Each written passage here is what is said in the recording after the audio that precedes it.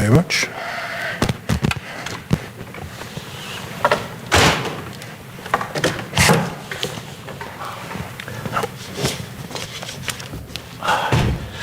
Please be seated, everybody.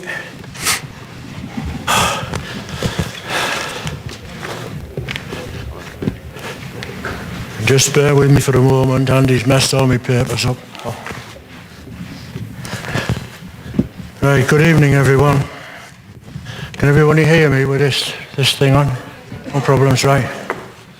Right, I've got to remind all councillors to use the microphones when they're speaking, please. And remind the members of the public that this is a business meeting of the council. Whilst members of the public are welcome to attend and listen to the debates, they are not allowed to call out or disrupt the meeting. If any member does this, they will be issued with a warning, and if they proceed to interrupt the meeting, they will be asked to leave. Right.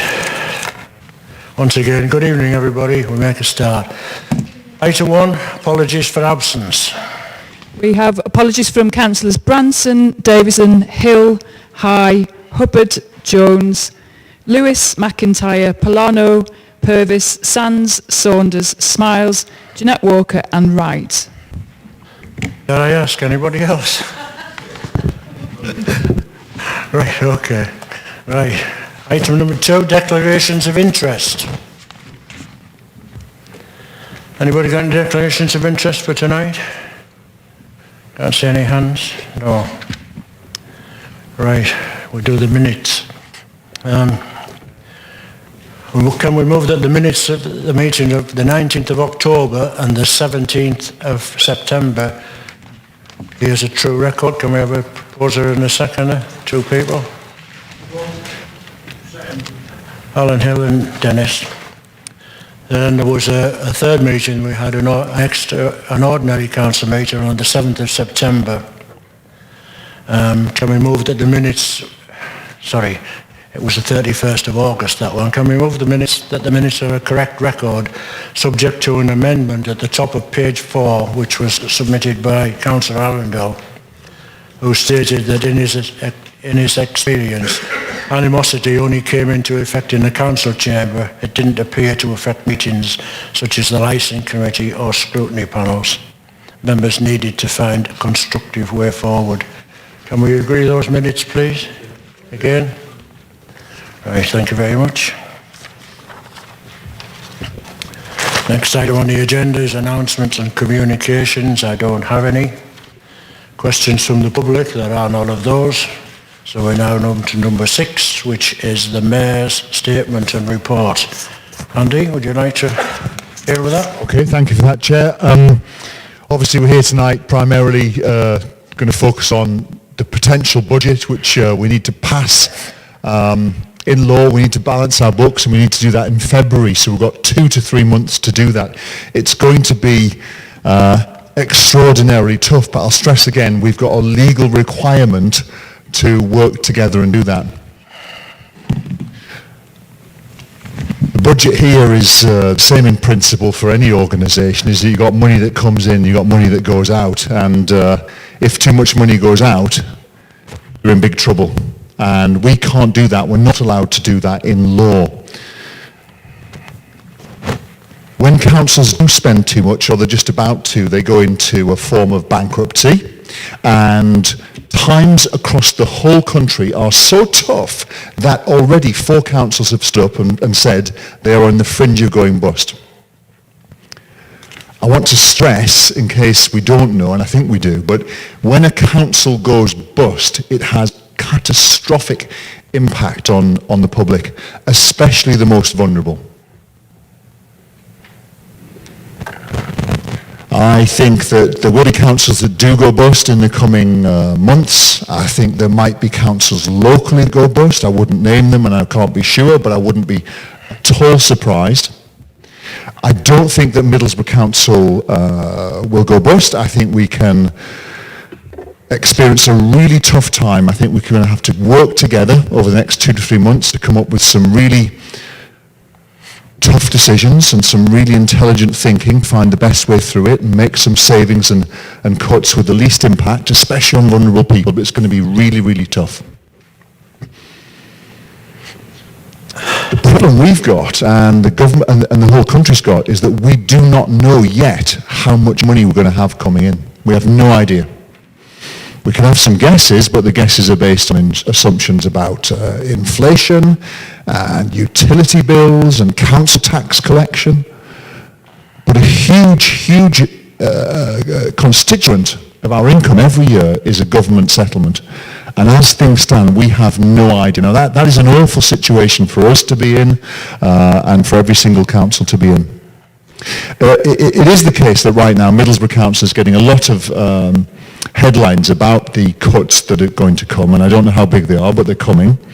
And I want to reassure you that Middlesbrough Council is on the front foot. The reason we're attracting headlines is that we are 3 to 6 weeks ahead of all the other councils. We've approached this head on.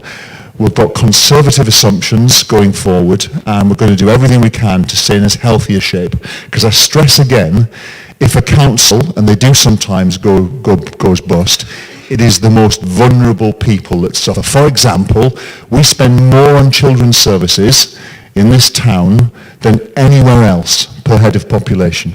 Spending about £50 million a year, a monstrous sum of money that we're happy to spend if it's necessary, but nonetheless it's a huge sum of money, and that takes money away from street cleaning and helping schools and perhaps working with adults, creating jobs and all of the other things. But we're happy to spend it so long as it's necessary. 50 million quid. If we went bust, the government would take over a council, and they would probably slash that budget down to £40 million. And that £10 million cut to children's services would bite exceptionally hard on the most vulnerable kids, the most deprived families, and the most ravaged communities. So staying in business and balancing our books, however tough it may be, has got to be a number one priority for all of us. Now, what I want to stress is that what we've got so far is a list of ideas. We have not set a budget. We're going down a legal process now. All we've got is ideas. And what we want to do is get feedback, ideas, and conversations from political groups, from members of the public, from the business community, from Parents for Change. We want you to do your job and challenge us and come up with ideas. Tell us what you don't like, tell us what you do like, tell us what you would like to see. Please everyone be as constructive as you can, but we need everybody to be feeding into us. And I promise that we, everyone in this room, I hope, will do everything they can to make sure we are financially stable and able to deliver great results for the town, but make sure that we're looking after people in the best way possible. But I do have to be clear, it's going to be tough. Nothing is written in stone. We've got some ideas, which is basically one way, potentially, of saving 14 million. I don't know if we need to save 14 million. I suspect it might be less that we need to save, but it might also be more. And what we need to do now is work together. Keep looking at Parents for Change, work together, keep giving us ideas, challenge us, that's what you're here for and that's what you're good at, and we will keep working with you. And I promise you, looking at you three again, I met you about 2 weeks ago, and I said you can come and see me anytime. Please come and see me again. I was given a list of questions that you'd wanted to table, but I think perhaps you were a bit misled about the timings and it wasn't in on time. But I'll happily go through these with you next week. You just get in touch and we'll get together. And the same is there for any other political groups, any councillors or any groups or communities across the town. Come and see us for a conversation. We're going to have to work together. It's going to be very tough, but there are going to be people in a much worse situation than us. The simple answer is to pressure the government to give us more money. I hope they do. I think they should. But they are also under extraordinary pressure. And I'm not trying to excuse them. I'm saying that the whole system is really, really squeezed right now. And everyone has to balance the books. I think I'll finish there. I think Stefan will be talking later and give us more information and a bit more detail, but Stefan is very short on the detail that he wants. I'll stress again, the last thing before I finish, is that we don't know yet how much money we've got coming in. So we don't know what cuts we have to make. So we're going to have to keep watching, keep talking, and see what happens from the government in December. But I'll finish now. Thank you very much. It's St Andrew's Day, and it's also my mother's 82nd. So I hope to get home before too long and wish her a happy birthday. Thank you. Thank you, Andy. Anybody got any questions for the Mayor? Councillor Story? Yeah, thanks, Chair. Happy birthday to your mum, Mr Mayor. I think it's really important, whenever we're doing these discussions around the budget, it's really important that we talk about the context. And it's really important that we make sure that the public know what's happening outside of this building that affects the decisions that we have to take every year. And I think one of the things the Mayor said there is that the government is under pressure. And I don't deny that the government is under pressure. They are. But it's primarily pressure of their own making, because before the mini-budget, before Liz Truss's disastrous tenure as Prime Minister, nobody was talking about austerity 2.0. Nobody was talking about massive cuts to public expenditure at all. But we are now. And £35 billion worth of the cuts that were announced in the recent reversal of that disastrous mini-budget, £35 billion worth of those cuts are directly a result of the decisions that were taken by the Liz Truss administration in that short time they were in power. And those cuts fall primarily upon us. And the decisions that the Mayor's taken, the list of cuts that have been set out by the Mayor and the Executive, are a direct result of the failures and the catastrophic failures of this government. So we need to set that out for people. We've faced £113 million worth of reductions in funding to this council since 2010. That's about 40% of the budget. It's a huge figure, and it means that everything we do is under huge amounts of pressure. But those are political decisions. And I do repeat this every time, but it has to be repeated. These are political choices taken by politicians in central government who have decided that local government won't get the money it needs, that this town won't get the money that it needs. And that means we have to then cut our services. And it means that the public pay twice for the services that they get, and they get less of them. Because we all pay our income tax, all go to central government, and they decide where that money goes. But they've decided it won't come here. So because they've done that, we then increase our council tax. We make people pay more money themselves in their own pockets for the services that we deliver through council tax. So they pay income tax, they pay council tax, and they pay twice and they get less at the end of the day. And that's fundamentally wrong. It shouldn't happen. We should get more money. And I've written to the Chancellor and I've demanded that this town gets more money. And the Mayor doesn't do that. The Mayor very rarely says this government is doing the wrong things. He very rarely stands up and says that this town needs more money.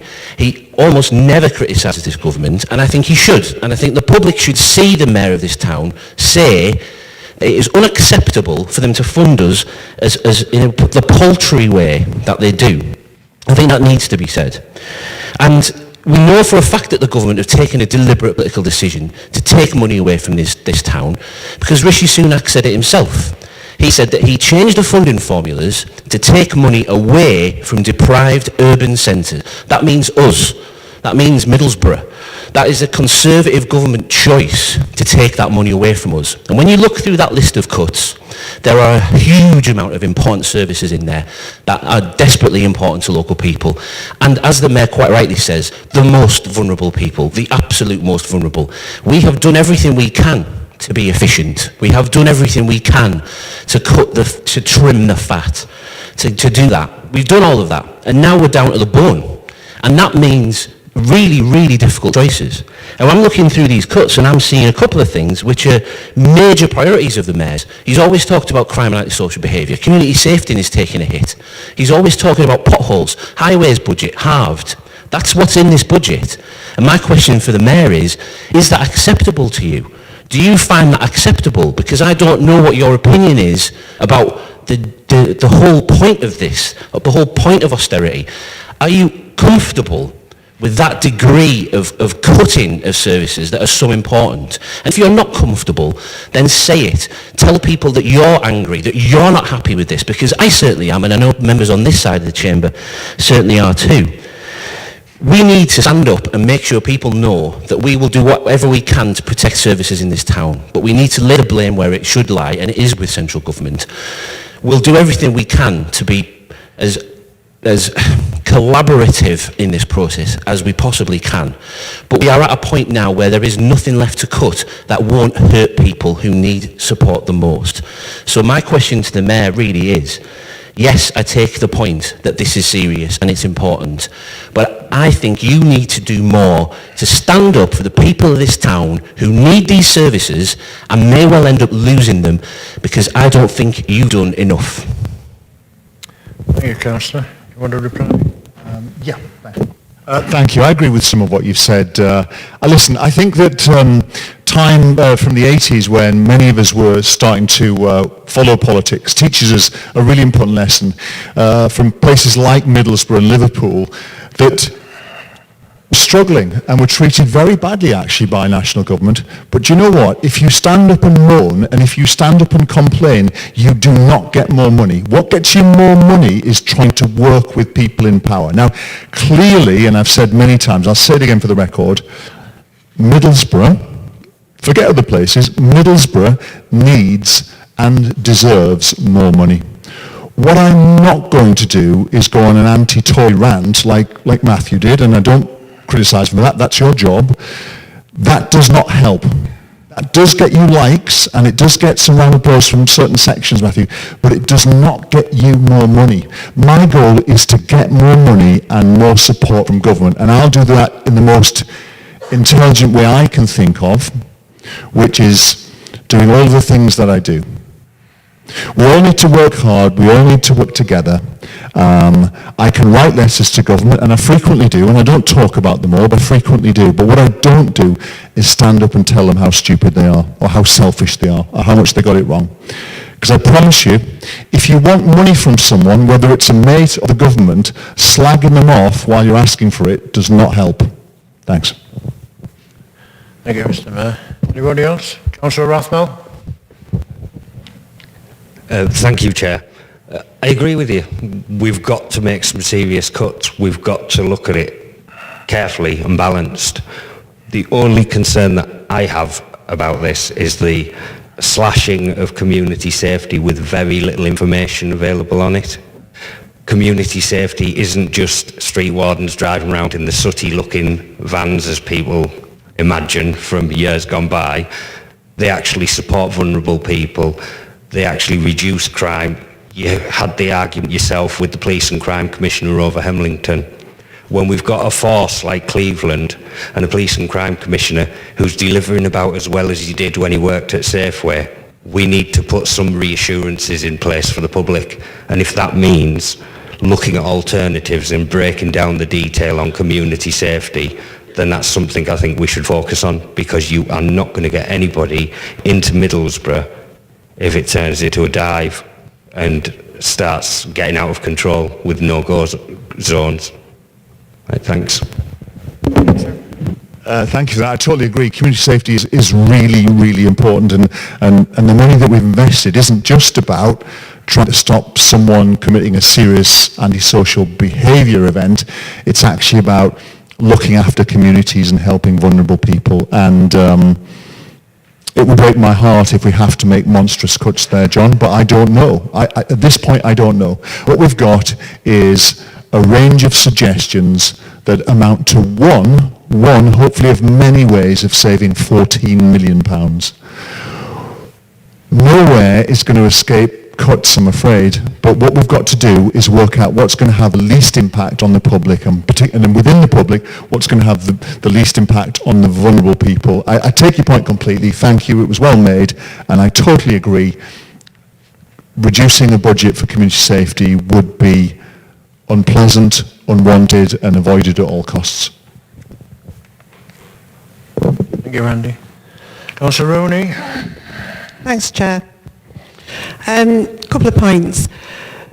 I don't know whether anybody's been watching Channel 5 news for the last 3 nights. It's been carrying a report on Middlesbrough as one of the, if not the most deprived town in the country. And over the course of 3 nights, I've seen 2 of the reports, I missed last night, we've seen people in Middlesbrough, mums, dads, can't feed the children, having a terrible time, Health workers, these are people in work who can't put the washing machine on. They're not taking their showers and they've got no heating. And these are the choices that people in Middlesbrough are having to make. And we are wanting to provide better services for them. I agree completely with Councillor Story. This fault lies at central government. They can do more and they should do more and they should help this town. It's not mourning, it's putting forward a reasoned case. And when we approach central government, we do it with a balanced argument and the reasons why somebody should put the funding into this town and why people and how people are hurting. I'm looking forward to hearing how the Mayor is working with people in power, because this is the first we've heard about it. So I'd like to see what the results of that are and maybe some more detail. And finally, is it Parents for Change? Did I catch that right? I'm really sorry you haven't been able to ask your questions tonight. I honestly don't know what went on. This is the first we've heard of it this evening. I did know that there were people coming because I picked that up off of social media. In terms of the questions that you've put forward, I'm asking the team to make those questions available to all of us, not just to the Mayor or the exec members, and can that come out to all of the councillors, and can we see the responses so that your efforts are not wasted, because otherwise you would be coming back in maybe January with the time scale. We'd like to hear what you've got to say now at this point in time. Thank you. Thank you, Councillor. Anybody else? Councillor Blades?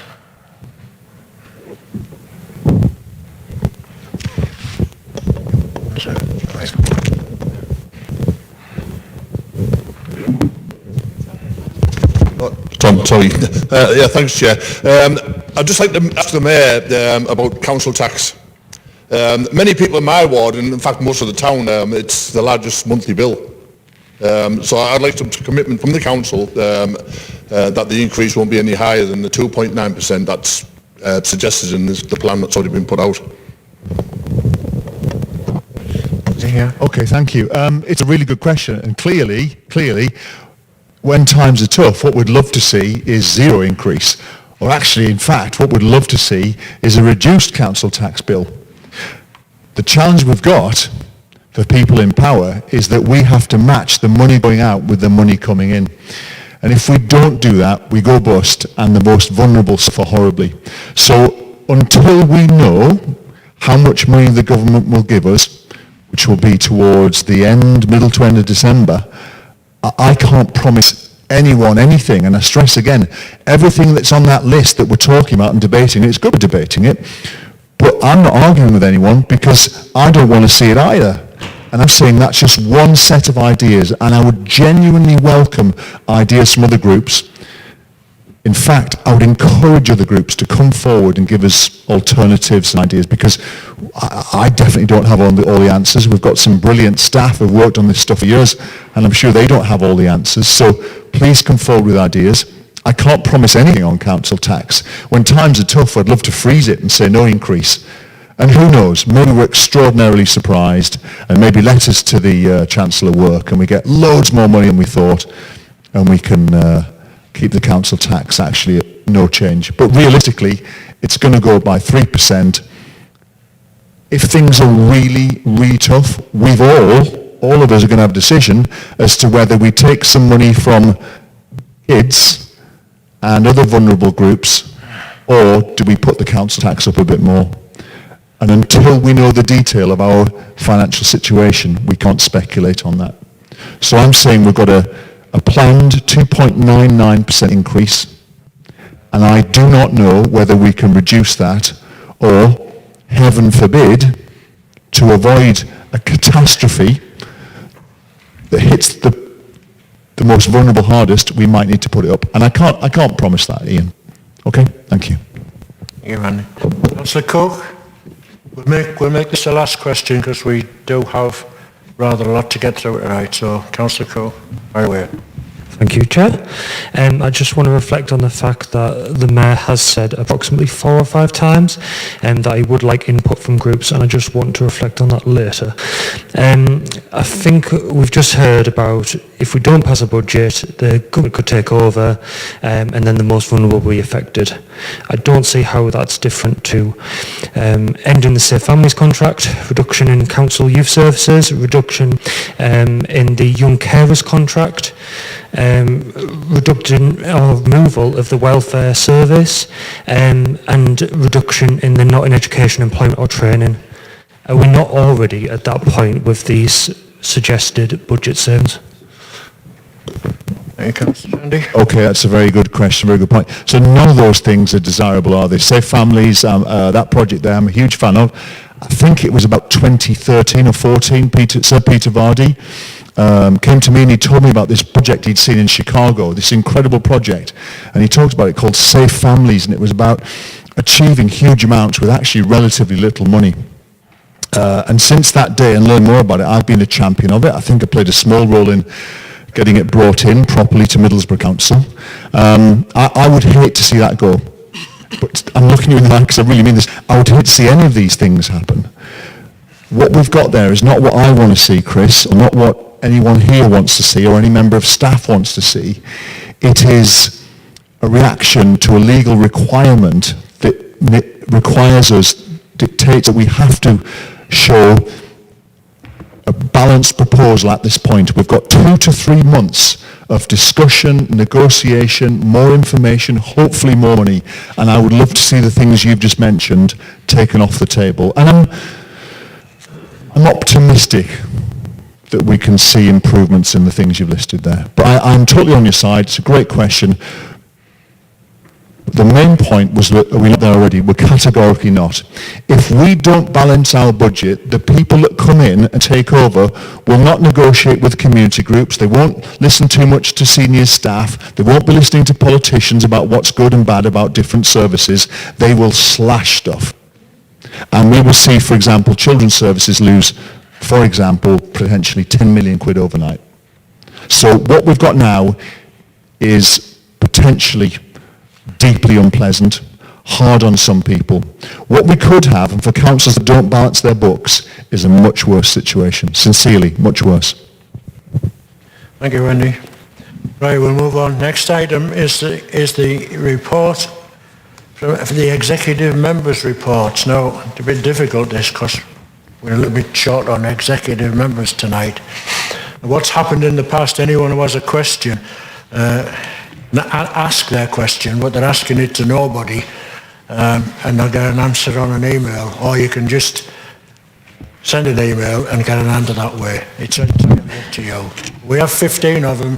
We've got 30 minutes time allotted to do it in, so it's up to you whether you want to ask the question or whether you just want to send the executive member an email.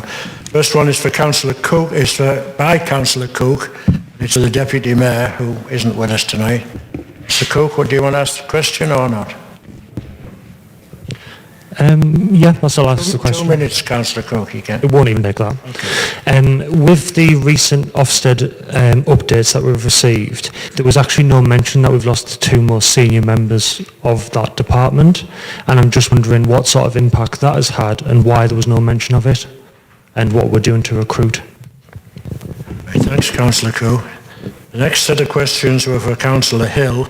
First one was for Councillor Mawson about the Captain Cook Birthplace Museum. Very well. It's on the 1.4 on page 1. It's about the Captain Cook Birthplace Museum. The visit to the museum for the Cook Island Rugby League team in the recent World Cup competition. They were a fantastic group of visitors to the team, to the museum, involved with everybody and everything, and were a credit to the Cook Islands, and also attracted a lot of very positive, good advertising for Middlesbrough. I'd like to say that the Captain Cook Birthplace Trust started work 3 years ago on this visit. Unfortunately, we had to push a little bit to get Middlesbrough Council involved this year. but the result was successful, and I'd like to thank the museum staff and the curator for their help.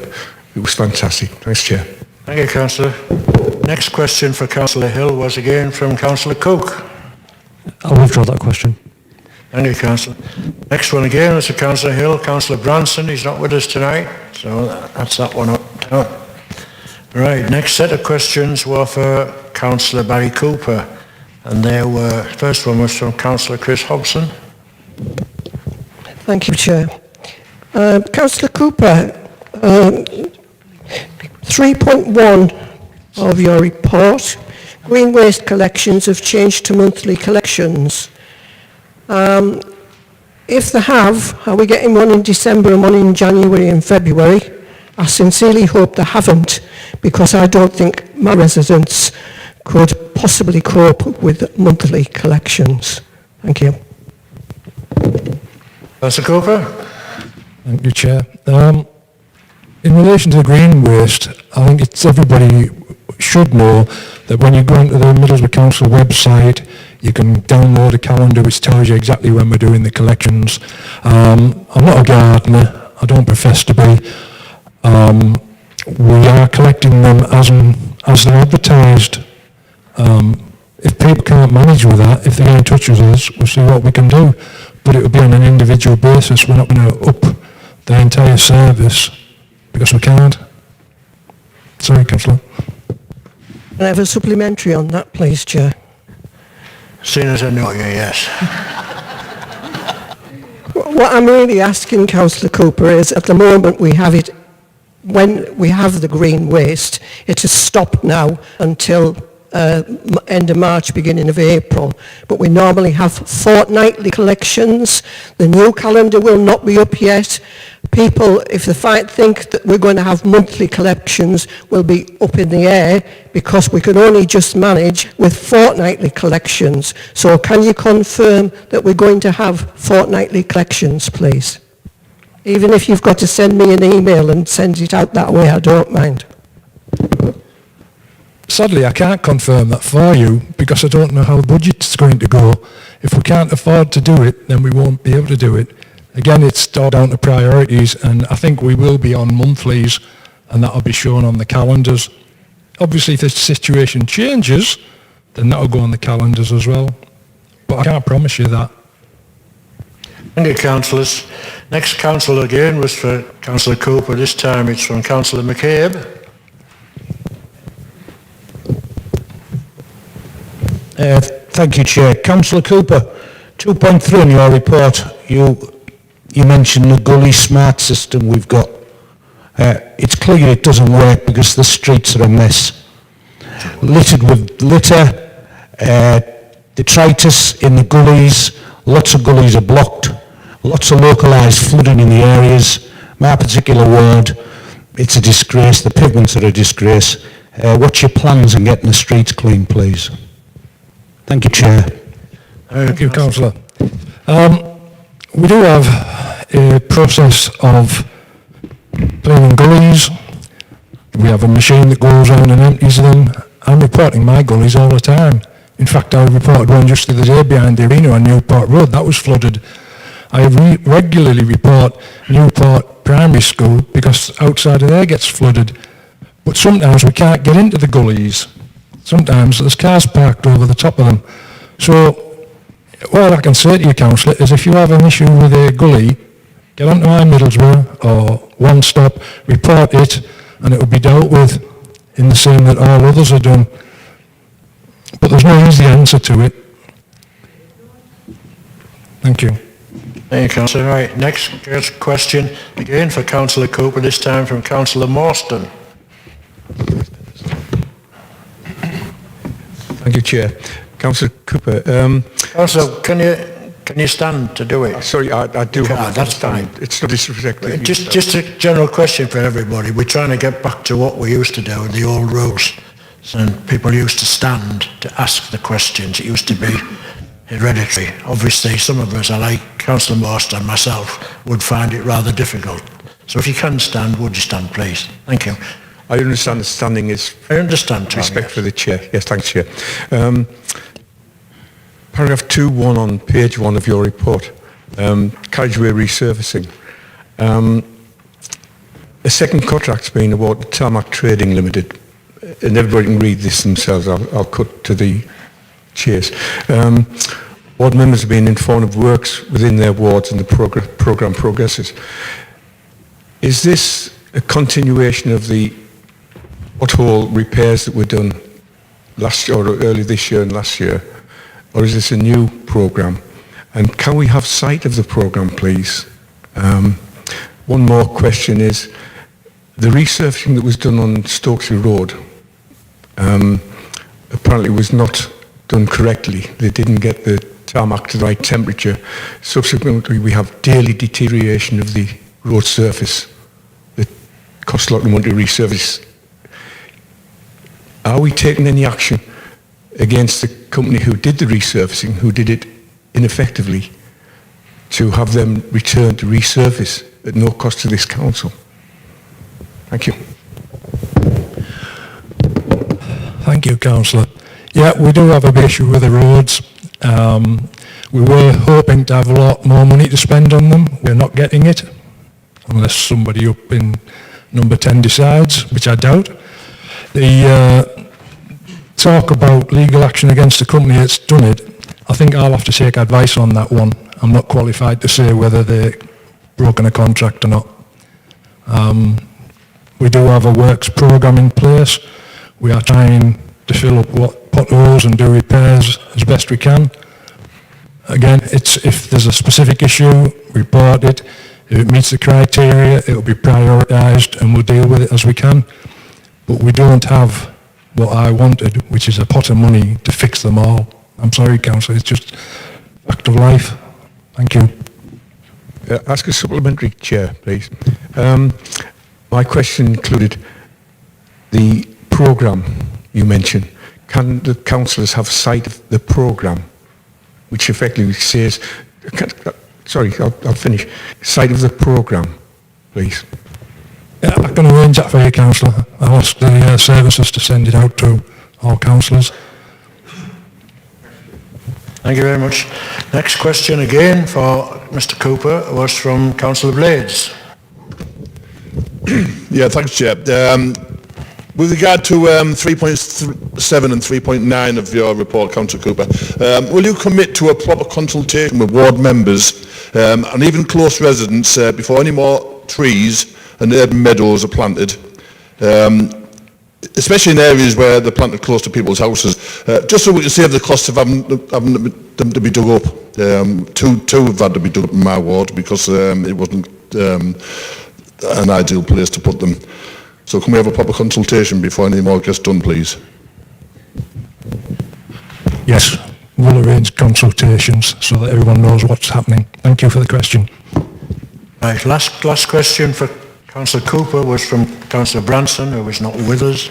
Next question is for the next questions are for Councillor Walker, and the question is from Councillor Rooney. Thanks, Chair. It refers to paragraph 11 of your report, Councillor Walker, and the welfare strategy. And the fact that it's embedding in, just to make a couple of points before I ask a question. The welfare strategy is not only won awards, but other local authorities are looking at our strategy as good practice and they're seeking to emulate it. It's been, very highly, can't think of the word, but recognised. The intention of strategy is to support Middlesbrough's vulnerable residents who are in need of financial assistance, advice and support. It states that the Council will provide general welfare advice and support with the objectives of effectively managing future welfare reform developments to support the vulnerable and those on low income within our communities in order to maximise their income and achieve financial stability through help and support to claim additional benefits. At a recent Adult Social Care Scrutiny Committee, we were provided with information that shows since 2019, the Council team has, on behalf of residents, appealed against negative decisions. Now, this is the only service in Middlesbrough that carries out appeals on behalf of people who need to challenge a welfare rights decision or a benefits decision. And it's secured through that process more than £2.6 million for local people. In addition, through its general welfare advice team, it's also secured an additional 6.3 million in benefit help for local residents over the same period. And studies show that when more affluent people receive extra money, they save it, whereas those on low incomes will spend it in the local area. So all of this money is returning into our area. So through the executive member, can I pass on our thanks to the whole team, but in particular the welfare rights team in helping so many people within Middlesbrough to access help and the benefits that they're entitled to. Thank you.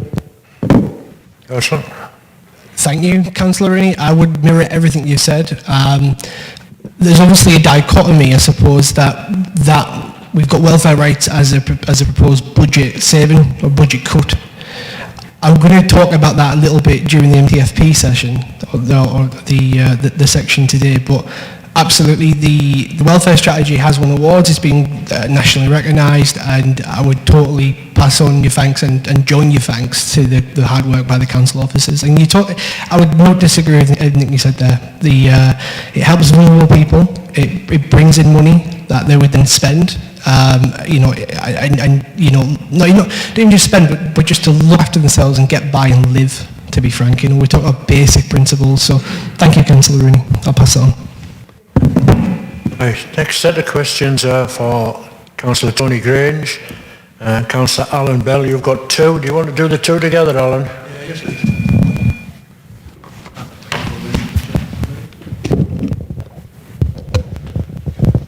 Yes, thank you, Chair.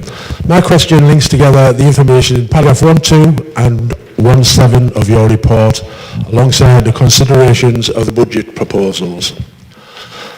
I'd just like to say that much work has been done in Hemlington to reduce antisocial behaviour. We brought together staff from every relevant agency into a hub, all working together, and this is starting to make a difference in Hemlington. We as a council cannot afford to let this work slide backwards and let down residents in Hemlington. I would like you, as executive member for neighbourhood safety, to provide reassurances that the budget cuts listed in CEN01 and ESC 112 will not impact on the work already undertaken in Hemlington. I would also like you to confirm that you will be opposing budget cuts proposal ESC12 to reduce neighbourhood safety officers in not only in Hemlington but other estates in Middlesbrough, as this will result in more crime and more antisocial behaviour increasing. I would like to know that in paragraph 1.2, where you talk about reduction in Hemlington of incidents during the period of for Halloween. Yeah, that it's been reduced from 15 incidents to 6 this year, and that's solely due to 13, along with the safety officer in Hemlington, working together with these youths who cause all the trouble and interacting with them on the night, and that's how we come to a reduction in the incidents that's in Hemlington. So I would hate for that to be taken away. That hub in Middlesbrough is just starting to get, well, it's been done out. It's got all the screens for video, watching CCTV, and we do have a safety officer there. We've got Debbie Shaughnessy, who does great work, along with 13, Habentech, and other agencies, and I wouldn't like to see that go under these budget cuts. And I will talk later on about the budget cuts, what the Mayor is proposing. Thank you. Thank you, Councillor Bell, and thanks for all the work that you do, and thank you for highlighting the work that is going on in Hemlington. And I do hear a lot of good things about Hemlington, how the streets are safer, and I think it's right that you give credit to the people who are working hard. I do look forward to hear the proposals you're going to make about the budget. As the Mayor said, there's a lot of very difficult decisions to make, and it's not set in stone yet. You referred to point 117, and that was the £700,000 from the Police Crown Commissioner, and them things are going to be in place. So they definitely are happening. They're happening now. We're going to continue with the monthly steering group, which is established to see every project. That includes the 13, the fire, the police.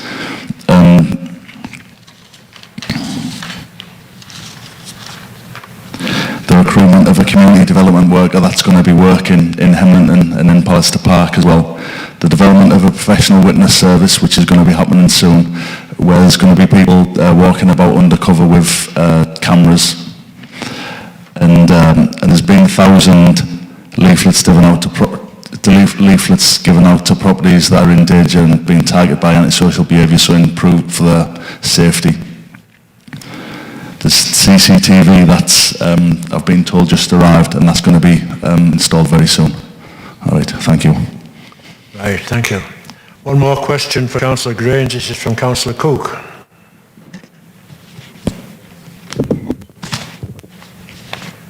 Thank you, Chair. I think it's possibly more of a comment, if I'm honest. There's item 2.7, other recent and pending projects. It doesn't actually say whose projects there are, but I would just like to point out two of them in particular. The World Cup football tournament at Newport Community Hub, that was actually a project between myself and the locality working, and it was delivered very successfully. I've never made 50 jacket potatoes in my entire life, but we managed it, and it was a good event attended by all. I think it's a shame that we didn't reference the actual hard work of people like Nusrat, who is the centre manager, who came in on a weekend just to make sure that event went ahead. And then the other one is Give a Call Home, which was also, again, Newport Community Hub, best place in the earth. And that made a real change for families. Over 150 people attended that, and that was something that I have to give thanks to both myself, Councillor Flipper Story, Councillor Janet Thompson and Councillor Al Mahlawi for spending multiple weekends with me sorting through 1,001 courts to make sure that residents of Middlesbrough can be warm. And also, yet again, the locality staff who did an absolutely amazing job helping. It's just a shame that they weren't mentioned. Thank you. Thanks, Councillor Cook, and well done everybody involved. I think that was an example of the council working together with local organisations, and it sounds like the local organisations did do a lot of work as well as councillors, so thanks very much for that. Thank you. Right, last question was for Councillor Polano, and it's from Councillor Baines. Yeah, I'll ask the question if I can, Chair. It's quite possible that the Mayor might like to answer the question. Read with interest 1.2 of his report regarding Middlesbrough Council has supported a key business in the centre. Can we find out, please, how has the council supported this business? And I'm obviously talking about Market Cross Jewellers. How has the council supported the business? How much has it contributed towards the business? And once this business has expanded into the new property, has it received any guarantees that it simply won't close the business it already has in the Hill Street Centre? Andy, do you want to try to answer? Are you just going to... Can I get back to you with all... Yeah. I want to make sure it's right. Cheers. Okay. Right, okay. Move on to the next item. Report of the Overview and Scrutiny Board. Chair isn't with us tonight, but the Vice Chair, Councillor Mawson, is going to deal with this. Thank you, Chair. As usual, all scrutiny panels have been working extremely hard on very important issues and getting all the details necessary. And Middlesbrough has a very successful scrutiny system. Understand one very small council somewhere in the northeast, the chief executive and the leader of the council decide which issues are going to be scrutinised. I stress this is not the case in Middlesbrough. The report consists, everything's here, everyone can read it themselves. Any questions on an issue, if you direct them to the staff, the scrutiny staff, or the chair of the particular committee. Thanks, sir. Thank you. Anybody got any questions at all? No hands up? Okay. Right. Next item, medium-term financial plan update and budget savings. Over to you, Andy.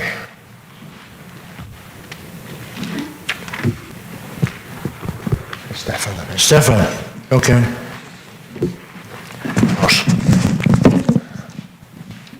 Yeah, thank you, Chair. I think technically it's the Mayor's report, but Andy has pretty much said, I think, everything you want to say on that in his introduction. I think I'm going to regurgitate some of what's been said tonight. Apologies for that. I'll be as quick as I can. I want to segregate what I'm saying within 4 headlines. The basics, the context, the report itself, and then going back to the basics. So on the basics, as has already been said several times, we legally have to have a balanced budget. And the income sources we've got for that budget is a combination of council tax, government grants and charges. And I don't think enough residents are aware of the scale of what councils have to provide, the scale of the services that we provide. And being totally frank, when I got elected, I did make the assumption that the majority of what councils do is potholes, bins, paths, and that is definitely what councils do. But you look at Middlesbrough Council, and councils like ours, 45% of our budget, of our spending goes on children's services. 2/3 of our spending goes on adult and social care combined.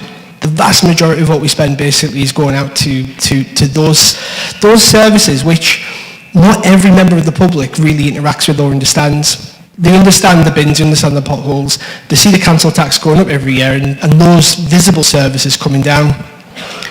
The context, I think we all know what the context is. Inflation is at 12%. We've got a cost of living crisis which has resulted in enhanced pay awards for council staff across the country, which increases the budget gap. We have got warnings from other councils that they are going bust. Kent and Hampshire have been 2 councils that have sounded those warnings in the past month, which is a surprise. Those are leafy, relatively well-off places, and you wouldn't expect those councils to be saying, we can't go on as we are going to go bust. It's quite endemic. We've got uncertainty, massive uncertainty. I mean, the budget gap being anywhere between 10 and 20 million pound, I think is unprecedented for Middlesbrough. That's a massive gap. I mean, you'd expect a gap between 2 to 5 million perhaps, but 10 to 20 million pound is huge, and it underscores the challenges that we're having to balance a budget and provide services that people want. The report itself, I think the most important aspects of it that people will take notice of will be Appendix 1 and Appendix 2. Appendix 1 doesn't require consultation. And I was going to say that members are going to get more information on Appendix 1, but an officer today has actually sent that information out to members, so thank you to the officer. Appendix 1 has got 34 items listed. It represents, I think, 4.7 million. 6 of the items on Appendix 1 are the charge increases, which represent 1.8 million pounds, which are relatively self-explanatory. So whilst Appendix 1 isn't for public consultation, that doesn't mean that members in this room aren't entitled to information on those items and aren't entitled to input. And I want input from members on those items. It's Appendix 2 that is going to now undergo public consultation. And what I would say is, I want to use a word that I've been using quite a bit. I want third way options. To get to this point, we were given a list of all the potential options that were on the table. And frankly, some of them were just black and white. And I'll give you an example. Closure of libraries and museums up to our statutory function. And we thought, well, that's quite stark. We don't want to close all libraries and museums. So can we have a third way option where we'll have a budget saving, we'll have a saving of cost, but we've still got a service in place? And the answer was yes. So we can keep those services open at what we know are peak times, at times where people are going to be using those services, typically on weekends. When I engage with members of the public, members in this chamber, and even council officers, I want to engage with people and find out what other third way options can we explore, because I guarantee there is more out there. The scale of what we're looking at has been massive, and I'm confident that in my role, I would benefit from your input, basically. And I know I sound like a typical politician saying that, but it's true. I think that's one example of a third way option, libraries and museums. There's more out there, and if we can work together on that, I think we can maintain degrees of services while still having a budget saving. I do want to also bring into that conversation as well, because I've already had from one member a request that we look at senior management, or we look at how it's all structured. And I think it's one of the things that we felt is that it's important, if we're going to make cuts that affect the most vulnerable, we have to consider what cuts can we make at the top of the council. So you'll find in I think Appendix 1, senior management review, that will save over £500,000. So I just want to address that particular point. If cuts are being made from the bottom, they should be made from the top as well. And over £500,000 is included within that. There are some savings that could be false economies. The cuts to welfare rights, I think, is a potential false economy. Because if we cut that, the demand will still be there from residents. And what you might find is that council officers who deal with council tax collection are then having to deal with those cases. Because we have to, in some capacity, we have to respond to residents. So I don't say that's the case for everything that's been listed, but I think by the time we get to the end of this process, some of the things on the table now will be there. And I would like to highlight that particular example as a potential false economy. Nothing is set in stone, fundamentally. And the last section is just going back to the basics, because, I don't disagree with what Councillor Story said. It is, we face a crisis of local government across the country. And I think for Middlesbrough, a part of that problem is the funding mechanisms, the funding that we've got coming in, doesn't have a relationship with demand. And you look at children's services, we could have an increase of 100 looked after children that we have to provide for, and the private market forces that drive those costs are massive. We wouldn't necessarily get any more funding coming in. When you look at, for example, at the example of secondary schools or primary schools, every child has got a pound sign attached to the head. So the more children a school's got coming in, the more money the school's got. If a child moves from one school to the other, the money moves with them. There's no relationship with some core services we provide between the funding that we get and the demand that we've got, and that does have to change, absolutely. So hold me to account, hold the mayor to account, but I in my capacity, will be absolutely publicly giving the government a breakdown of where we are, but I've also got a few ideas that you could put in the ball court and actually say, these are things you could consider to actually help address that problem. So absolutely hold me to account, but while you're doing that, hold the MPs to account as well, is what I would say, because until that changes, until the whole formula changes, you're going to see more and more local authorities, to be frank, go bust. We're not there yet, but who knows what the next few years could hold if things don't change. So, thank you. Okay, Councillor. Anybody got any questions? Councillor Ostra, I think you were first. Thank you, Chair. It's not a question. I would like to correct the misleading statements in the Appendix 1. ECS 11, reduction in council funding to Environment City. The council doesn't actually give any funding to Environment City. The funding for Environment City comes from outside organisations, which is about £4.5 million a year. And it's funding that the council doesn't have access to because the council isn't a charity. What it should say is that Middlesbrough Environment City has 3 permanent posts seconded to it from the council, and this reduction would mean that one of those posts would have to go. So it's a reduction in a post as opposed to a reduction in funding. I would hope that that would be handled in the same way as any other council reduction in posts through the proper procedures. Thank you, Chair. Yeah, no, thank you for that input. I'll be honest, I've not had a chance to read the impact analysis that's been sent out this evening, and is it made clear in the impact analysis, Councillor? Sorry. Well, I'd hope it would be, and you're right, that would then go through a legal channel, absolutely. Sorry, Councillor Cook. Thank you, Chair. I just want to raise a possible amendment on item 70. It is and that the consultation will be politically led and will include. I would like to point out the fact that there is no consultation with political groups listed in that section, and I would like to, after multiple times of it being said, include it into that section, please.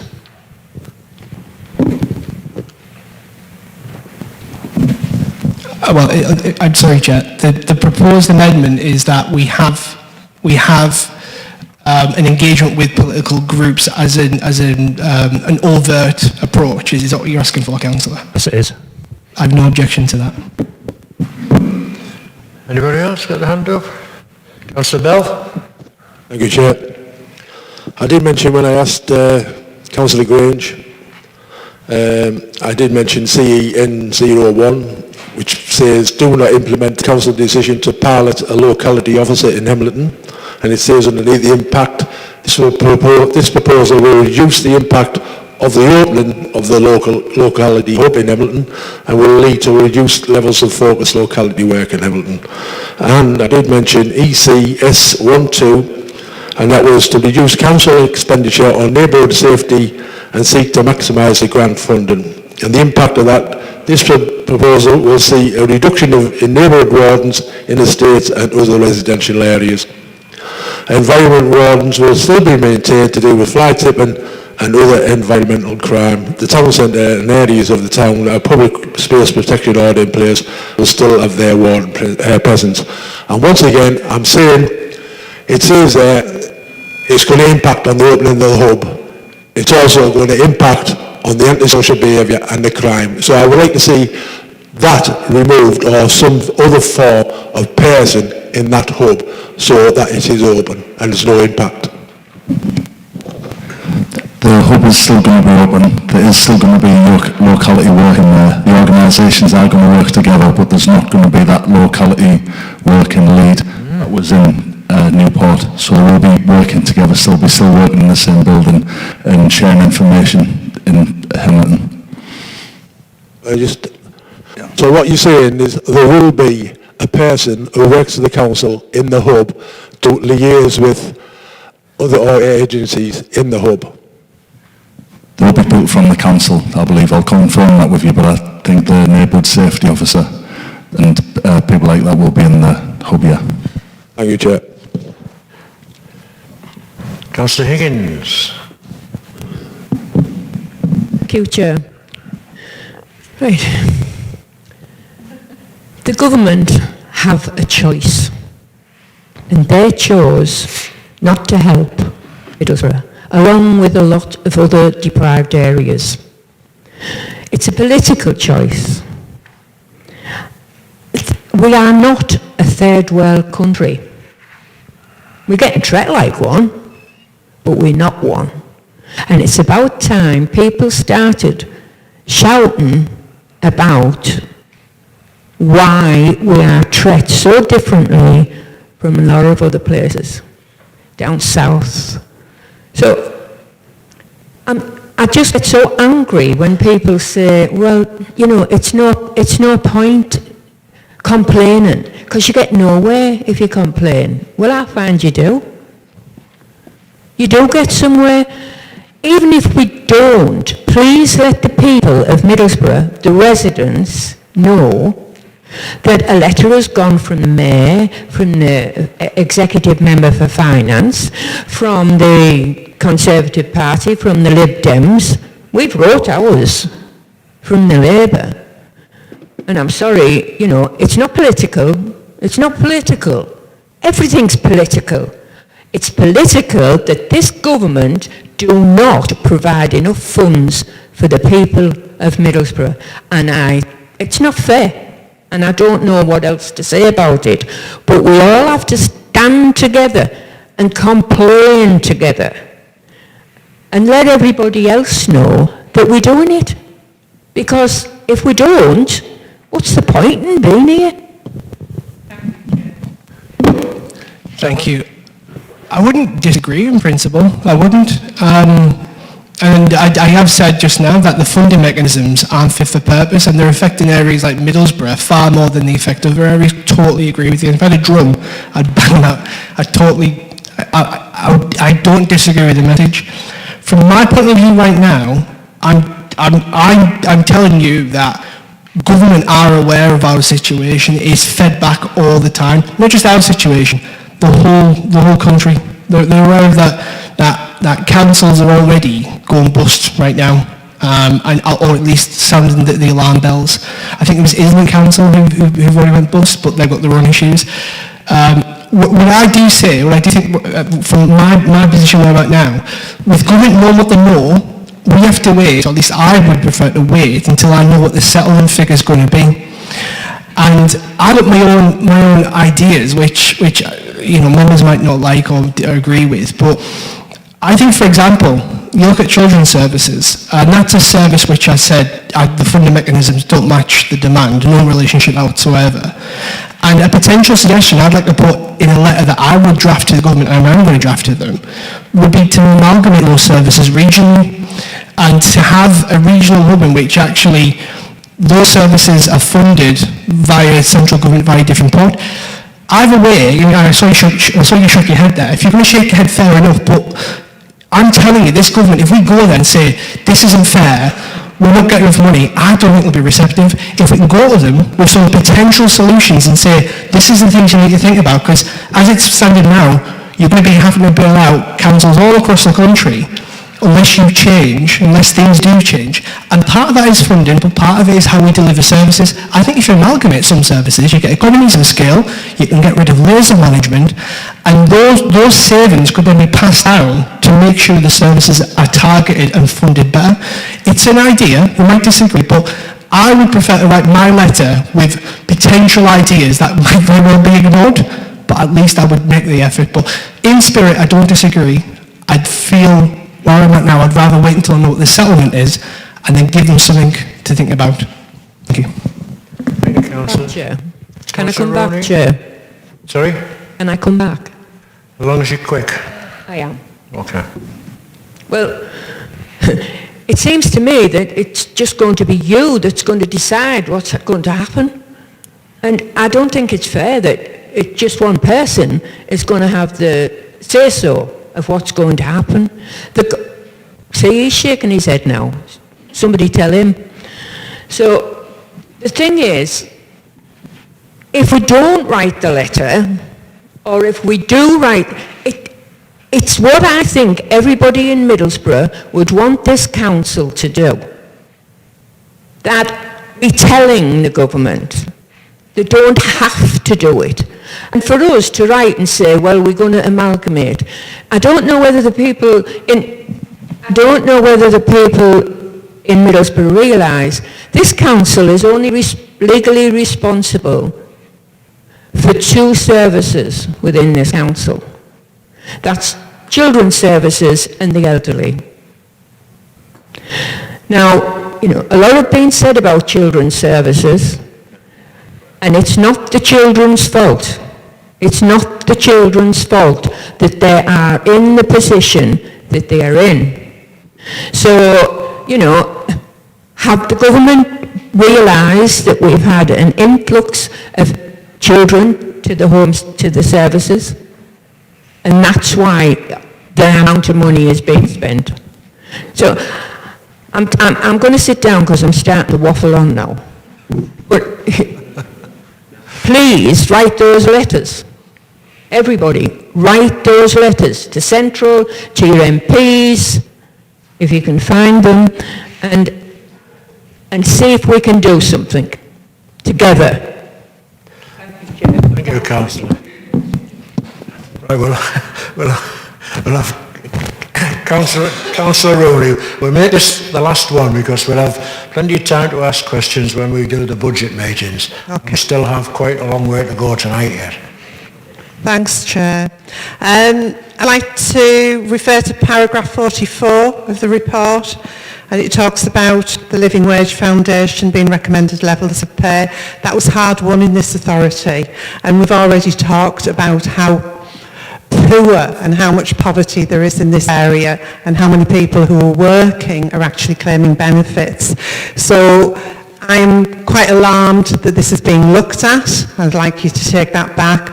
But also, has there been consultation with the unions on this? Thank you. Thank you, Councillor. Thank you. I'm Mary Chancellor, Chair. Nothing is set in stone, as I said, so in terms of that being on the table right now, if that's something that we want to address and take off, we absolutely can. No issue about that whatsoever. In terms of whether the unions have had input in this, I don't believe they would at this stage. I can't confirm that 100%, but I don't believe they would have. But we wouldn't be looking to make any sort of fundamental change like that unless we involved the unions, or unless we had a proper process. The end result, I mean, at the end of the day, we've all got to vote on this in February. And we've all got to have, I'd hope a unanimous vote to vote for something that isn't going to be palatable overall. If there are fundamental issues members have got, I appreciate that. We can have a conversation. We need to, however, find a balanced budget. So, yeah, I think, I know that won't, but that doesn't give you a fully satisfactory answer. I will get the answer about the question on the unions, but that's where we're at, basically. Thank you. Yeah, okay. Councillor Rothwell, I'm told that you've had your hand up for some time, is that? I'm sorry, I don't... You can't hear me, I know, see it's your everybody favourite all the line. time, that could. No, I'd just like to say, this part of the council papers everybody hates. One thing I would say, it's took 4 years, but I feel confident with Councillor Walker, his ability and the fact that he's open to consultation. It's just a shame it's took nearly 4 years for the Mayor to get a solid exec member. But I do feel safe that you're actually leading on this. So thanks.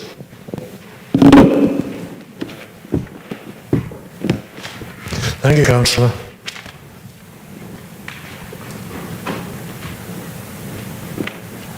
All right, we'll carry on.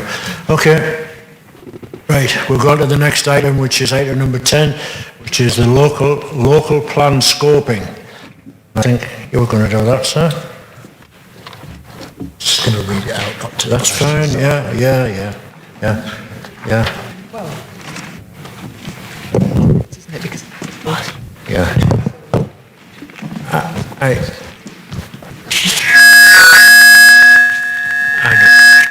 know a little bit about it, but it's not good. Okay. Okay, everyone. Councillor Polano would have done this, and he is not able to make it tonight. So I've got a statement to read out.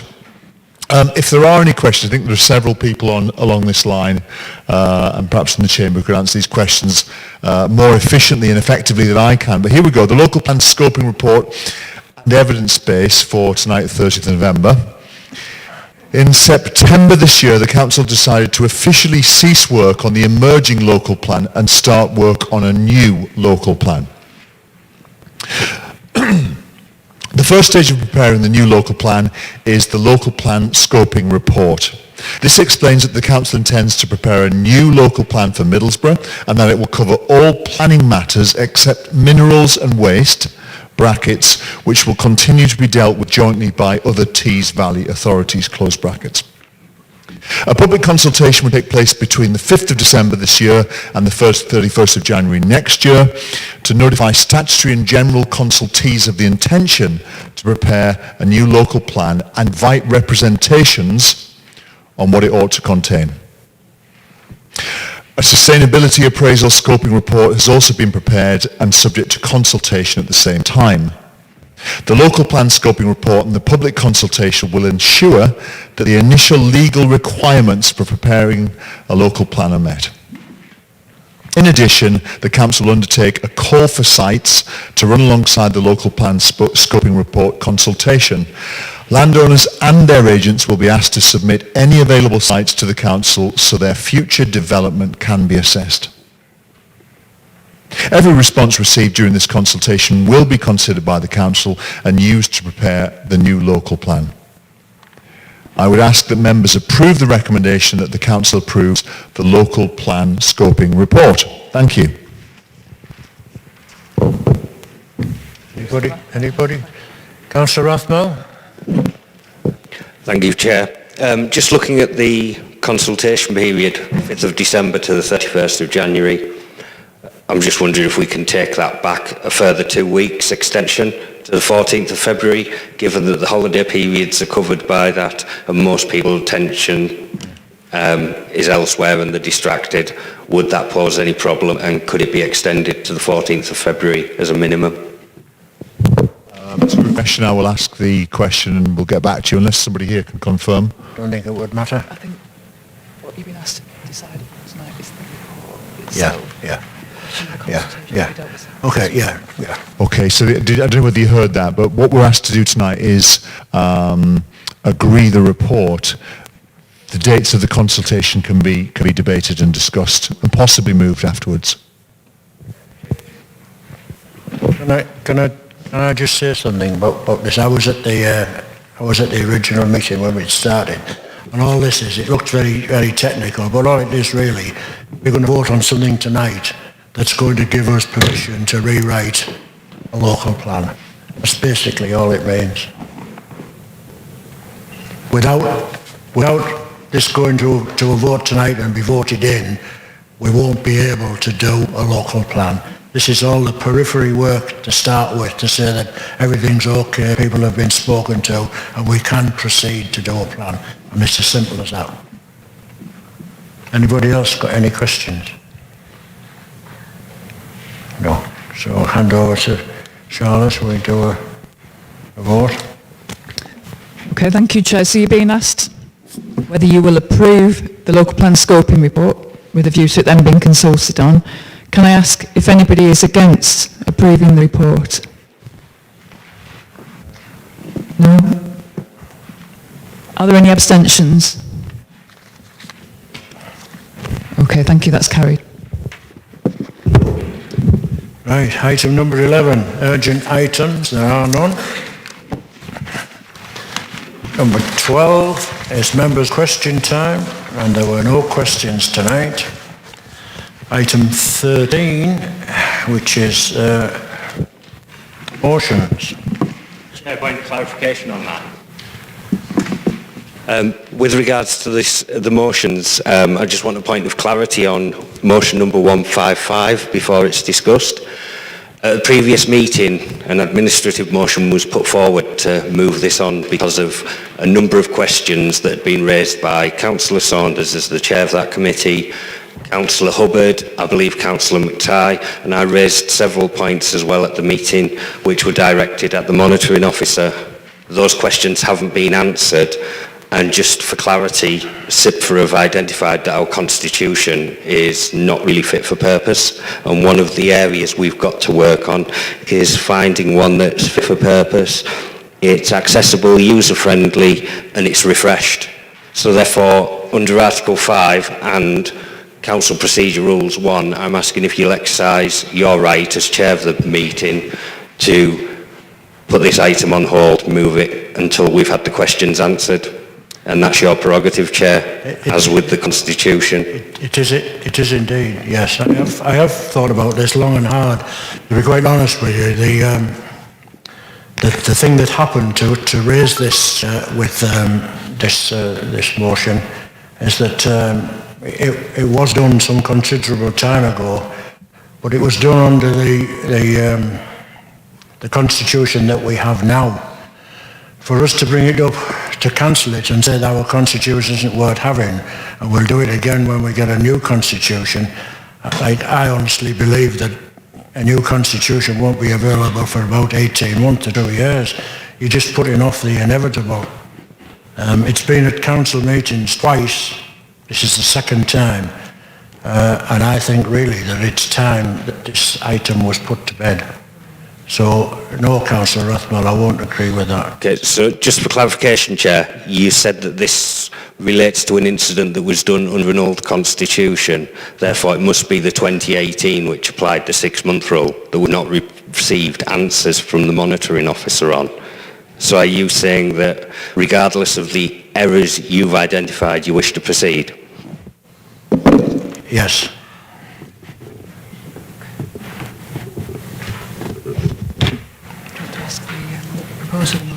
Well, Councillor Rooney wanted to say something. Let's hear it. No, I think you've said it, Chair. Just the comment about the CIPFA report did not say that the Constitution is not fit for purpose. It said it could be improved and it could be worked on, but it is completely fit for purpose. That was never ever said. And just to confirm with you that the Chair does have the casting decision. Right. Sorry. Let's get the proposal with the motion. Yeah, okay, so we're going to the proposal. To the motion. Councillor Marston. Thank you, Chair. I propose this motion. I'm Chair of the Standards Committee, and unfortunately, on the 11th of May, I, for personal reason, had to put my policies in, and Vice Chair Councillor Saunders stood in for me. This motion is public censure.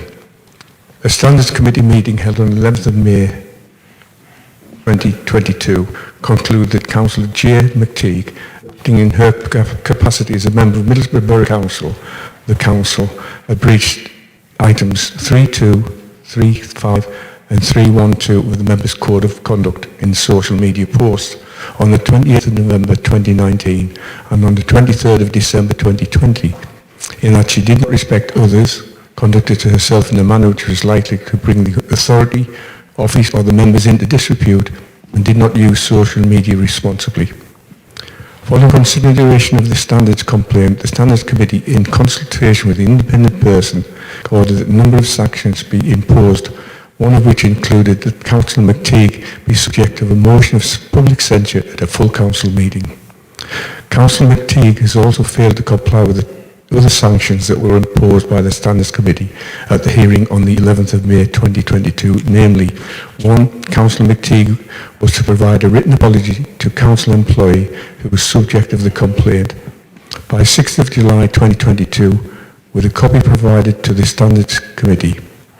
2. Councillor McTeague to receive one-to-one training on the appropriate use of social media and member officer protocol to be provided by the relevant council officers. This should be completed by the 6th of July 2022. In accordance with the Standards Committee's resolution, the matter of motion of censure is now placed before Council in respect of Councillor McTeague's conduct in respect of matters detailed by the investigating officer in the report to Standards Committee meeting held on the 11th of May 2022. Thank you, Chair. Thank you, Councillor. You do have a seconder for this? You wish to speak later on? Reserve your comment for later on? Okay. Right, so it's been seconded, so we're now going to a debate. Anybody got anything to say? Councillor Cooper? Thank you, Chair. I'm speaking as a Deputy Leader of the Middlesbrough Independent Councillors Association. We are not here to defend Councillor McTeague. We are here to defend the reputation of the Council. A matter we feel is of great public interest and should be aired fully. Not only must we follow the law of the land, but also our own rules, and we must be seen to be following those laws and rules. Motion 155 is presented as a motion of censure against Councillor McTeague. Firstly, we would like Councillor Marston, as a proposer, to clarify what he means by censure. Secondly, we would like to ask Councillor Matthew Story, as a seconder, if it is true that he claims there is no 6-month rule in our Constitution. This being reported in an online news article. Before councillors respond, I would just like to remind everyone the Constitution is a legal document which explains the structure of Middlesbrough Council and how decisions are made. It includes very detailed explanations of rules and processes a council must follow to make sure things are done correctly. Section C, paragraph 10 of our Constitution clearly says, is the complaint out of time? I.e., the matter occurred more than 6 months ago. That says the monitoring officer considers a complaint and determines whether the conduct complained of has occurred within the 6 months intermediately preceding the submission of the complaint. If it has not, the monitoring officer will notify the complainant that the complaint is out of time and closes the complaints file. That was agreed by full council on the 16th of May 2018. When, as stated in motion 155, the Standards Committee met on the 11th of May 2022, the complaint against Councillor McTeague was over 6 months old and should not have been processed. I suggest to the Council that the Standards Committee dealing with the complaint did so unconstitutionally. And as a result, all further actions, such as motion 155, are also unconstitutional and should be dismissed. We were going to ask the Chair to rule on that, however he's already made his decision. As a side note, we are concerned that the Constitution also states there is no provision for an appeal against the decision of the monitoring officer, an independent person, or the Standards Committee, a matter we think will need to be amended when a new Constitution is created. Thank you, Chair. Thank you very much. Thank you, Chair. So the question that Councillor Cooper raises, and the question that was alluded to by Councillor Rathmiller as well, about this issue of 6 months, has been advised, Council has been advised on this previously on the last occasion that Council met. Standards Committee has also been given and accepted advice on this point on at least 2, possibly 3 occasions, and on the back of that advice, and on an investigation by somebody independent, Standards Committee, which is a committee of this Council, has found the council in question to be in breach of the Code of Conduct, and has decided unanimously on sanctions which should be applied, and that's the basis for this motion today. So I would suggest to council it's completely inappropriate to bring up this question of the 6-month point on at least a second, possibly third occasion. And I don't think it's a question for Councillor Story to be asked, because it's a procedural point. Thank you. Councillor Story, who wish to speak? Yeah, thanks, Chair. Obviously, I said I would reserve the right to speak as the seconder of the motion, but I will speak, and I won't answer the question directly, because the monitoring officer is absolutely right. I'm not a legal expert, and I don't profess to be so. And we've had the advice on this. We've had the advice on this several times. This Standards Committee has met twice to discuss this, and has on both occasions decided to sanction Councillor McTighe in this way. It was an entirely appropriate decision, taken in accordance with the rules and taken in accordance with advice and guidance given to us by legal experts, which, unless I'm mistaken, none of us in this room can pretend to be legal experts. So when we are provided with that advice, we should take it as read that officers are given it in good faith and that it is correct. And if we don't abide by that, then the whole point of us being here is null and void. We have to listen to officers. There's a couple of points that were made in Councillor Cooper's statement, which was read out beautifully. I think the first thing that I would say is that he talks about the reputation of this council. That's really important, because at the minute SIPFA are doing a really important piece of work into standards of behaviour, the Code of Conduct, the Northern Principles, and the way that people in this chamber behave, and the way that councils behave in general, whether on social media or elsewhere. That piece of work is tremendously important, and is taking its course as we speak. Now, in terms of behaviour, what Councillor McTighe did was wrong. And the Standards Committee have decided that it was wrong and that it broke the Code of Conduct in several ways. Quite rightly, and within the rules, we did that. She behaved appallingly towards an officer. Councillor McTighe behaved appallingly online towards an officer. And what SIPFA are doing is looking at the relationship between officers and members at this council. They are saying that that relationship in a lot of cases has broken down. They are saying that it does not work. And because of that, we cannot, as a body here, as elected representatives, we cannot be seen to allow this to go by. We cannot let this slide. We have to make sure that every officer who works for this authority, who comes in and does a job of work for this town every single day, under the immense financial pressures that Councillor Walker and others have referenced tonight, every single one of those officers does a heroic job in tremendously difficult circumstances. Their advice should be trusted, they should not be abused, And when somebody transgresses and breaches the code of conduct, they must be punished within accordance with the rules and by the Standards Committee. And we have done that. We have done it twice now. And even some of the people who are saying they now decide that they don't agree with the decision, agreed with it in the first place and have changed their minds. It is unacceptable for us to let this go. This should go ahead as written. It has been done in accordance with the rules and it has been done in accordance with expert opinion from officers. And if we do anything other than vote in favour of this censure, then we are doing a disservice to the officers of this town and to the people of this town as well. So let's have no more discussion about whether or not this is within the rules or not. It is. It absolutely, demonstrably is. So we vote on this tonight and we send a signal that behaviour of that kind is unacceptable and will not be tolerated by this council.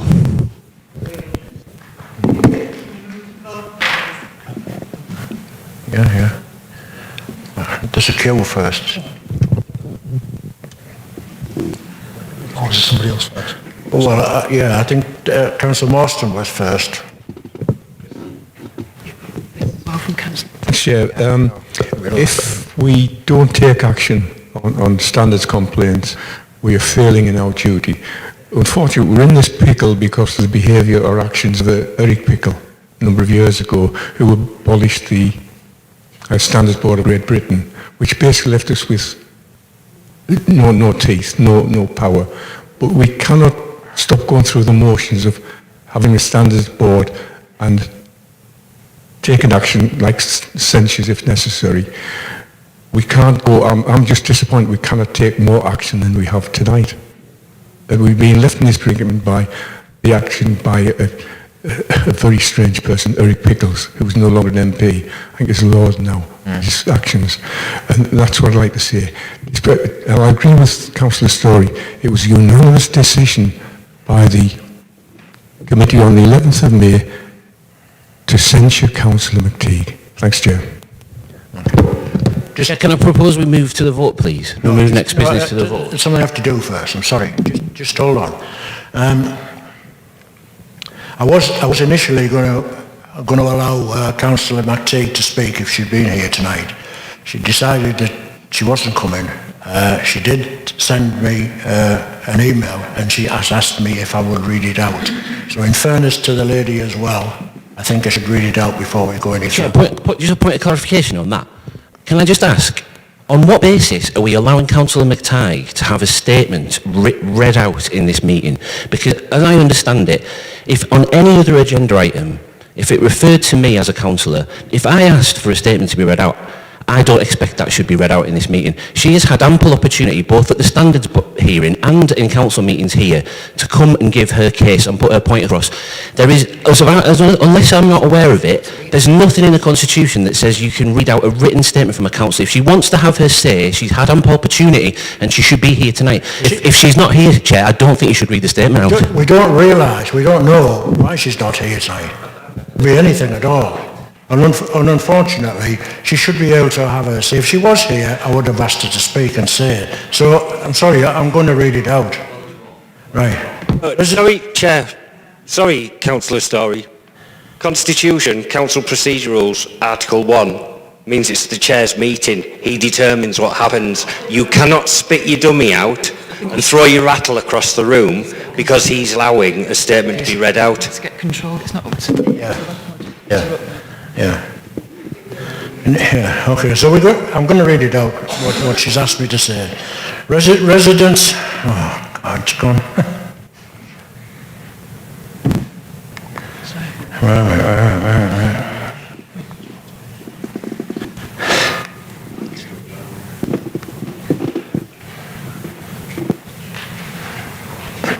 Yeah, it's on there somewhere.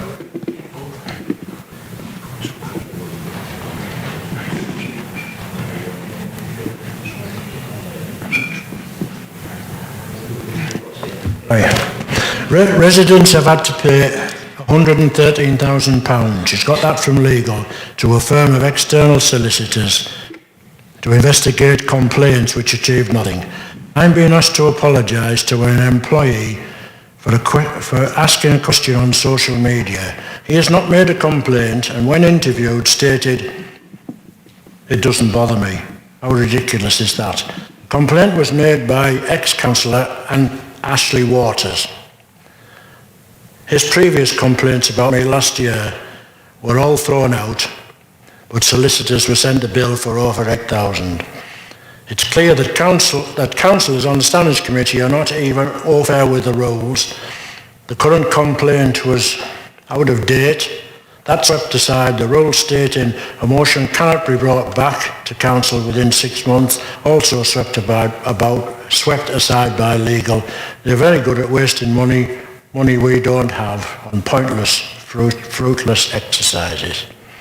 And that's a statement that she's given to the Gazette.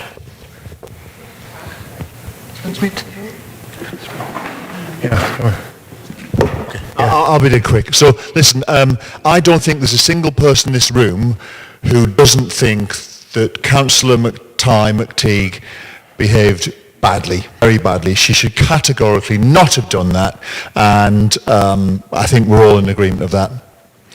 I think the Standards Committee reached the right verdict very quickly, and it was straightforward, and I think they're doing all they can with the information provided.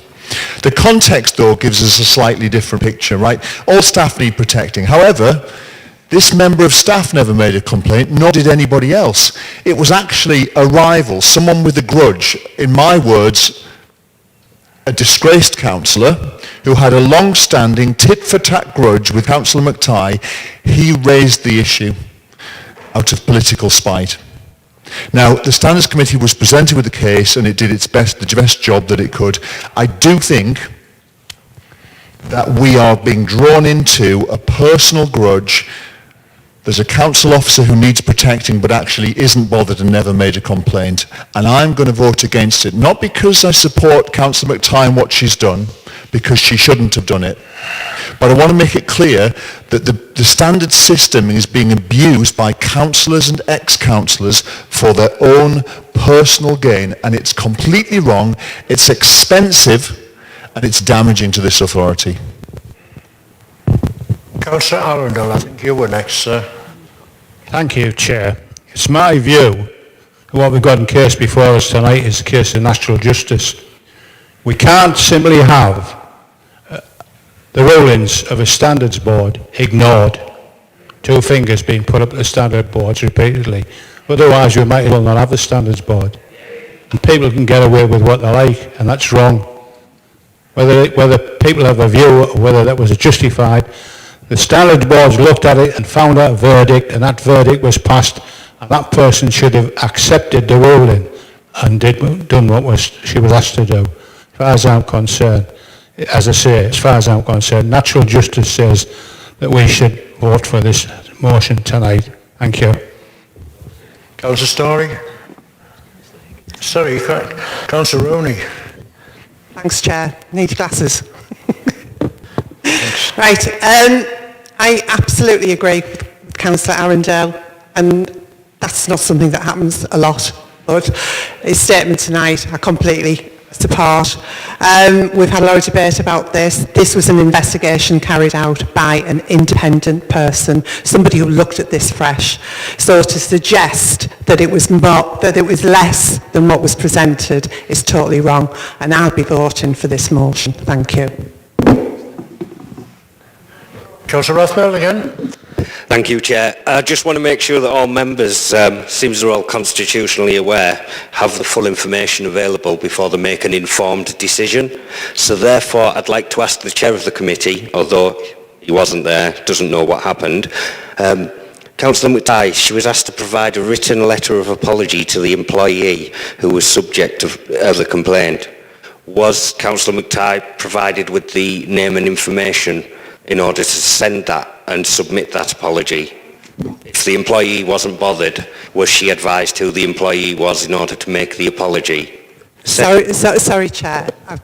This has been discussed. No. Standards Committee, of which you are not a member of. I'm a member of the Standards Committee. This has been discussed in full twice and is coming back to this chamber. It is not appropriate to pick over the bits of it again. No, I'm moving that we go straight to the vote, Chair, please.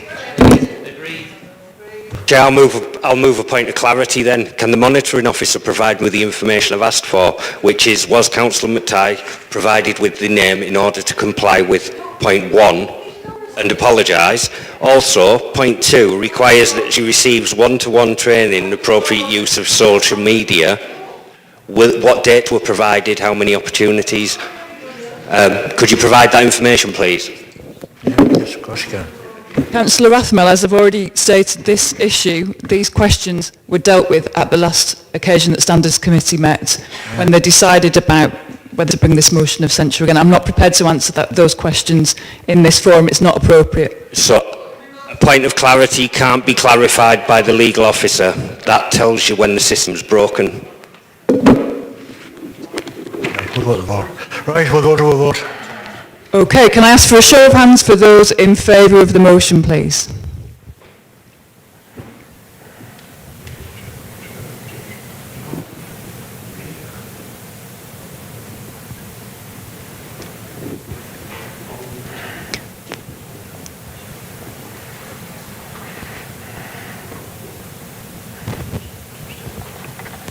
Thank you. And those against?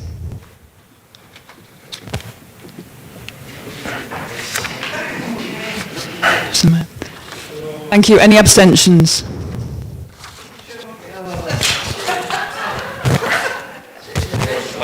Thank you. The motion's carried.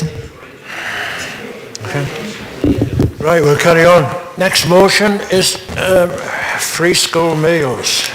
Councillor Philippa Story, would you please present the motion?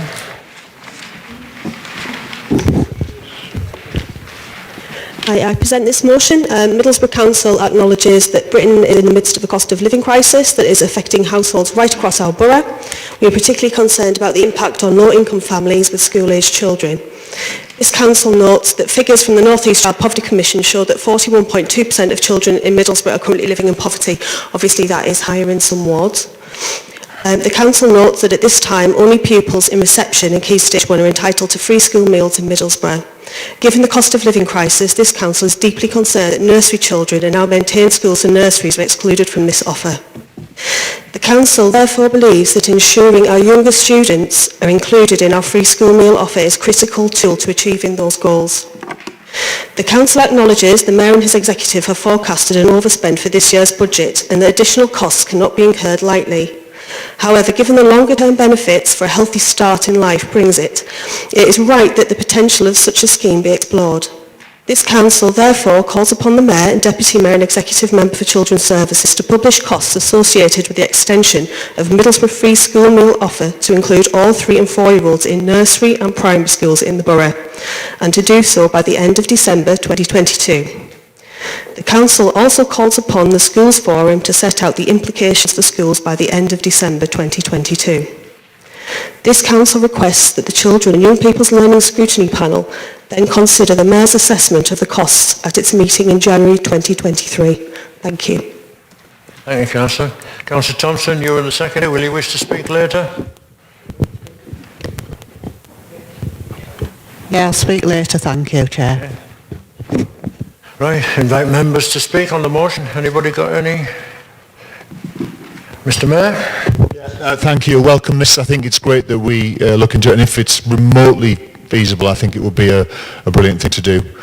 So I do like the idea. I mean, being advised already that the timeline at the end of December would be extraordinarily tough. So I don't know how these things work. Are we fixed to that if we agree tonight? Do we try and amend it? Because obviously it's only at the end of December that we'll get some kind of illustration from the government as well on what kind of money we're going to be getting. So I'm happy for it to be amended to January. Right, okay. Anybody else? Councillor McTighe? Sorry, Councillor.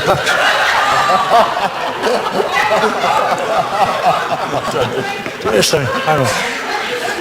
Dennis, will you speak? Thank you very much. Thank you very much, Chair. I'm not in drag today. I'm very toxic, but not as toxic as some. Councillor Story, you've asked for this to be brought for scrutiny. The young person, as chair of that that scrutiny panel. I can't promise we'll do anything in January, but we will have a look at it. Thank you, Chair. Thank you, Dennis. Councillor Allendale.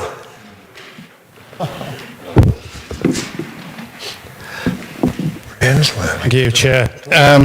I may misunderstand this motion, but in all honesty, I couldn't vote for anything that would imply that parents with a joint income of £100,000 had free school meals for their children, to be quite honest.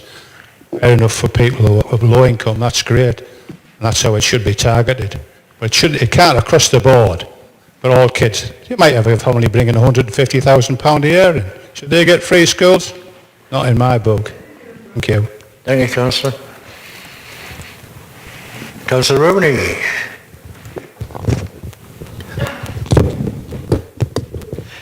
Thanks, Chair. Maybe I can reassure Councillor Arundel. This is to look at the costings first and then to make a decision. So that's what we're being asked to vote on. Is that right? So I think you can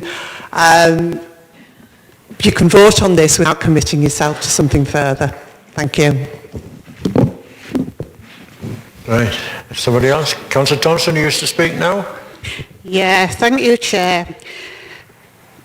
No child should go hungry at school.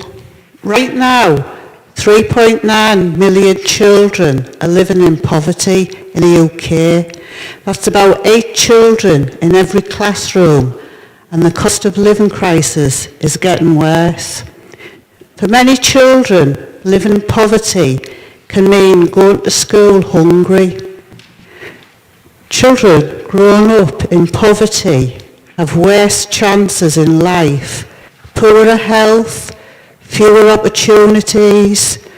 Action needs to be taken now, and we need to call on the government to provide free school meals for all primary school children.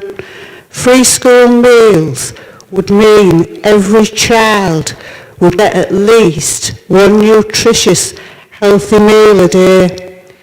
Around 800,000 children living in poverty are currently missing out on free school meals due to the thresholds of their earnings.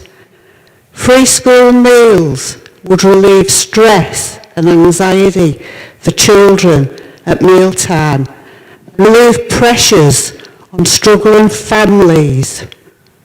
Scotland, Wales, and some boroughs in London have already committed to extending universal free school meals to all primary children and are expanding options for expansion in secondary schools. Members, I call on you to support this motion to help struggling families in Middlesbrough due to the cost of living crisis. Thank you, Chair. Thank you. Anybody else wish to speak on it? You still have any more comments on it, Councillor Starley? Are you finished? Right, we can go to a vote.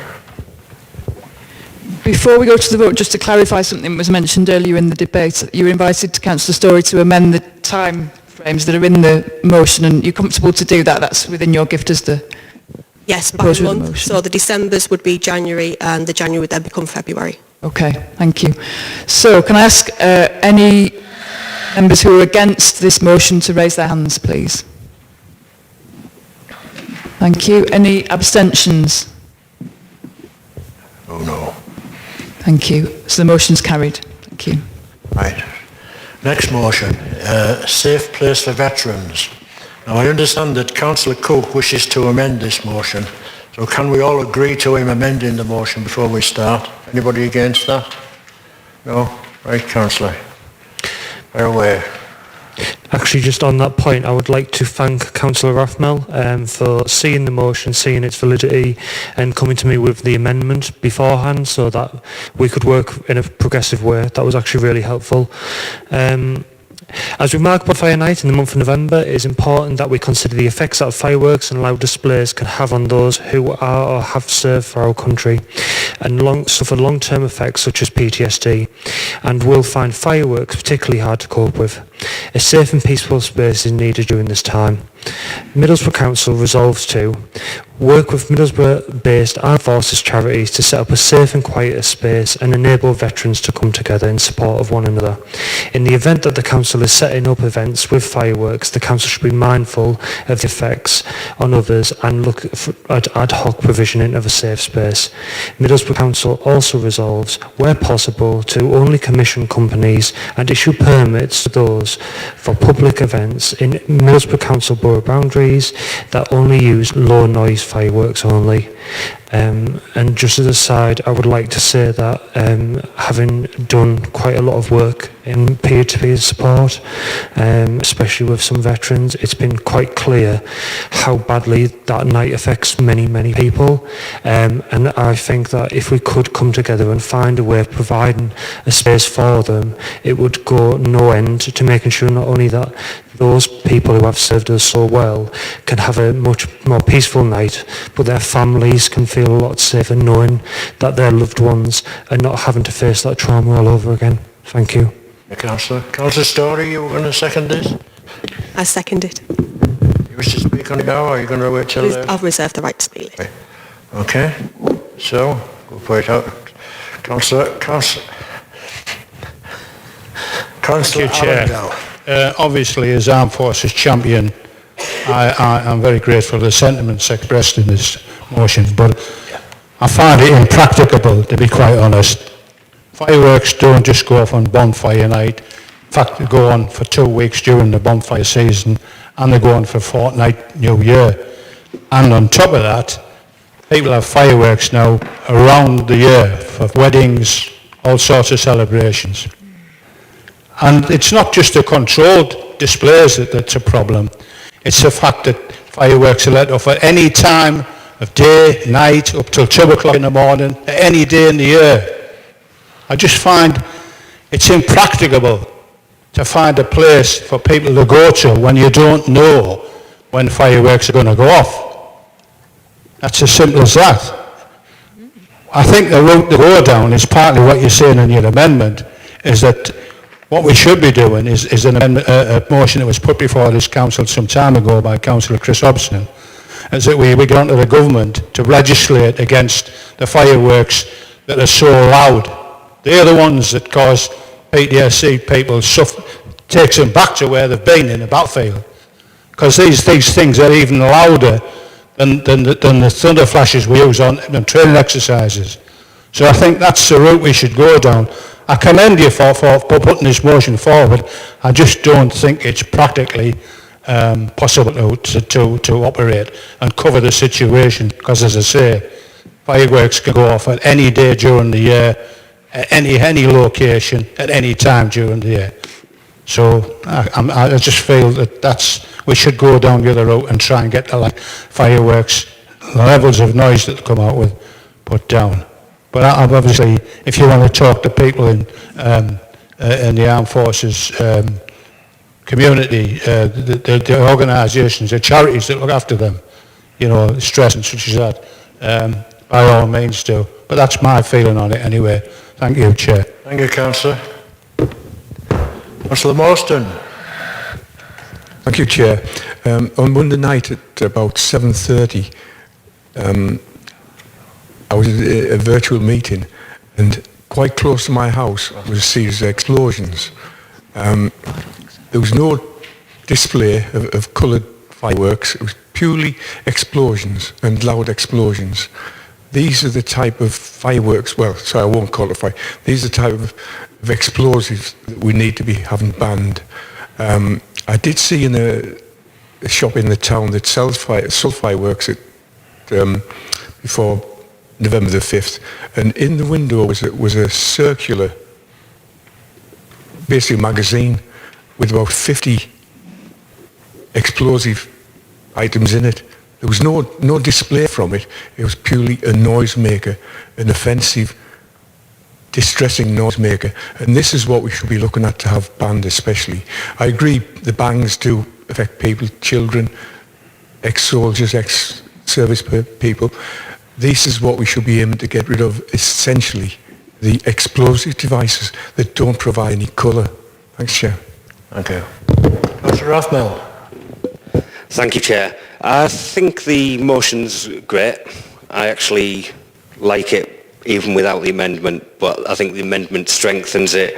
I think it's clear as well when it says, as we mark Bonfire Night in the month of November, to take what Councillor Arundel's saying, it's like saying we don't need a flood defence policy unless it only needs to be there for when it's raining. We don't need it the rest of the year. Look, just because it rains and we get floods in one particular part of the year, it's like fireworks. November's the busiest, November's the noisiest, so let's have provisions. What they're seeking is actually sensible. It's seeking that anything the council commission for the council, they look at alternatives rather than the noisemakers that we've heard the anecdotes of from Councillor Morstan. So I just think rather than being difficult, rather than harking back to the old days and Councillor Hobson's motion, let's look forward and actually introduce something of value. Might not be perfect in your eyes, but it's a step forward rather than just keep going backwards all the time. Let's actually work together on something rather than against everyone. Thank you, Councillor. Councillor Hobson. Thank you, Chair. I would like to say that I think my motion that I put forward quite a while ago was important. And what I asked for was that we reduced the noise level, and I really believe that we should keep trying to reduce the noise level. It's not only the people that suffer. Think about the animals. How many animals out there suffer? They are absolutely petrified, some of them. So, you know, it's not just about November the 5th, it's about all year round, and the animals are really suffering, as well as probably the soldiers are suffering. But please, let's think about the noise levels, because to me, that is very, very important. It's not something that we can just say, it was old-fashioned, it was old, it was past. It's not past. It's something we should be working on. Thank you, Chair. Chair, point of clarification. Could we ask the proposer to read the motion again, because it's quite clear that it is asking and discussing bringing noise levels down, and I think a few of the older councillors are slightly confused, and it would be helpful.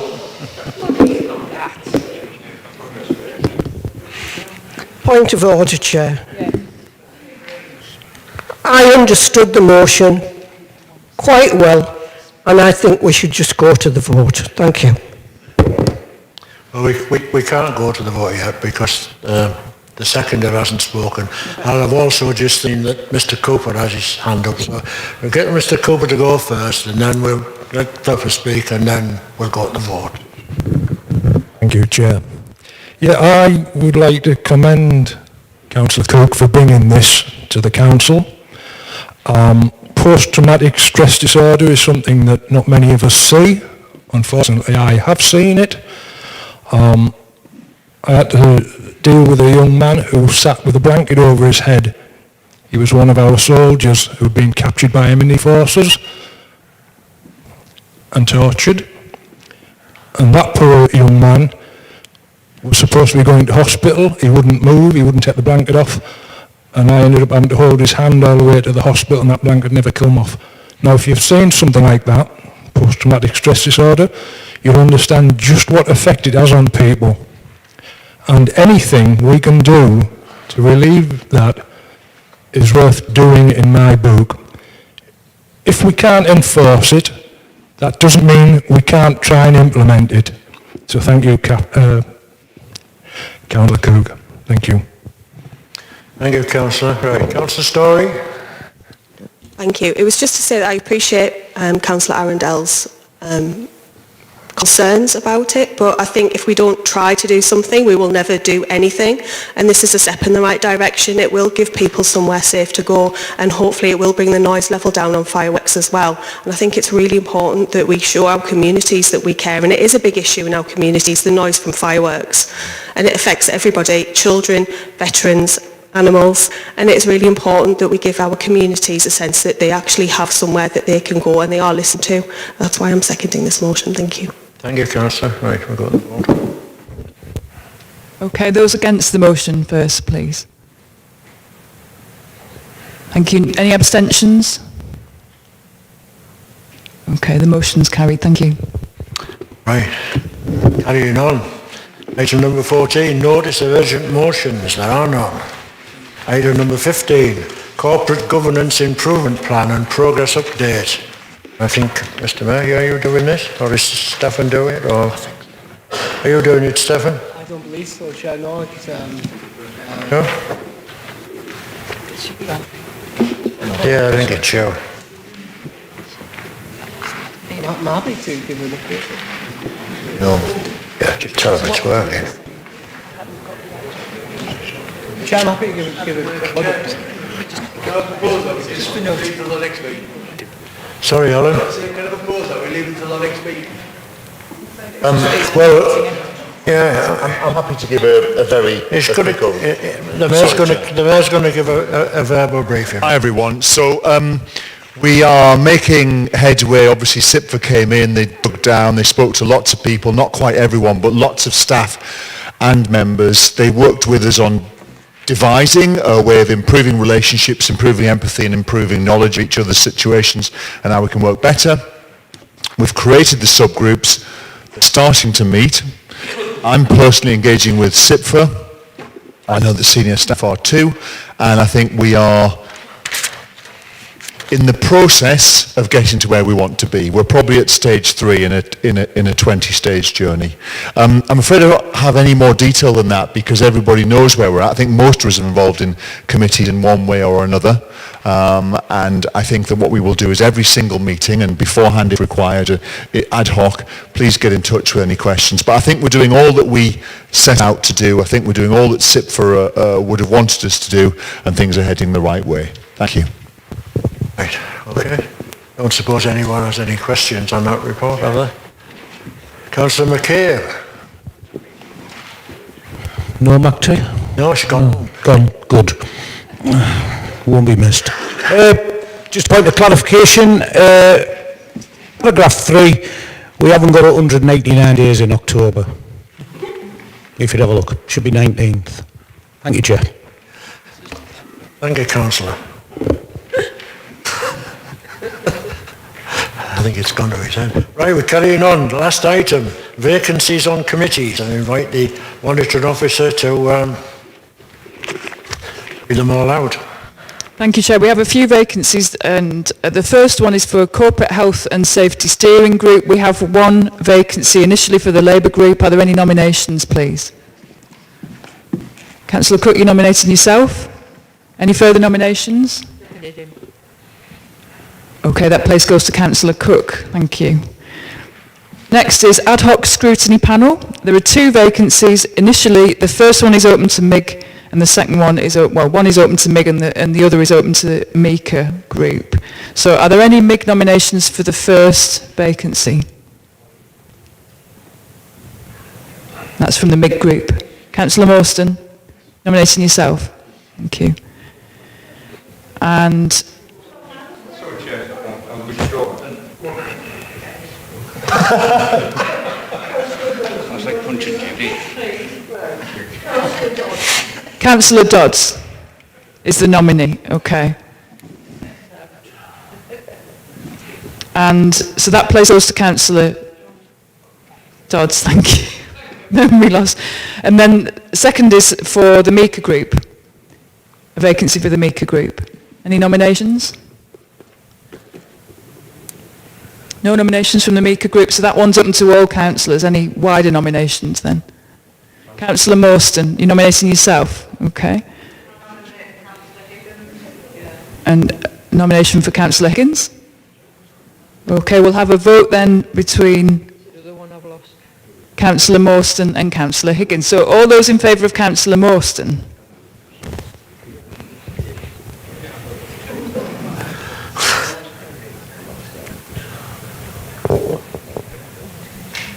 Thank you. And those in favour of Councillor Higgins?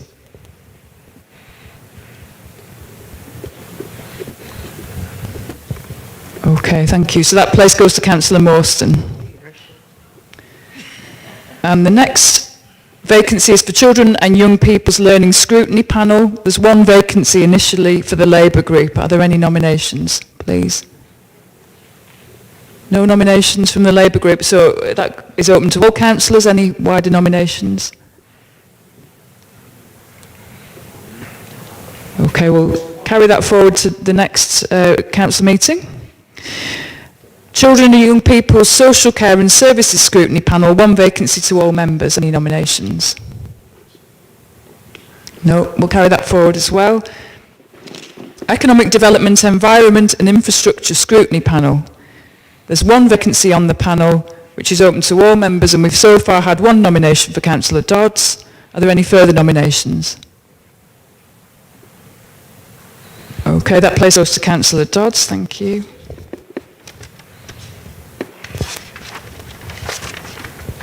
The next one is a vacancy for the Chair of Economic Development, Environment and Infrastructure Scrutiny Panel, and that must be an existing member of the panel.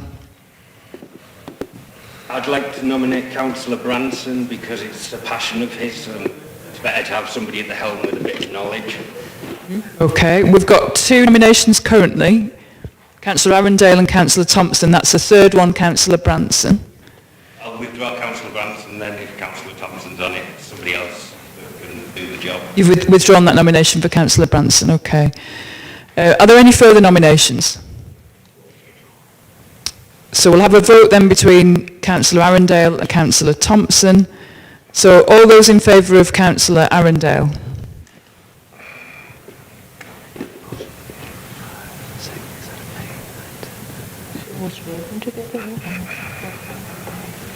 Thank you. And those in favour of Councillor Thompson?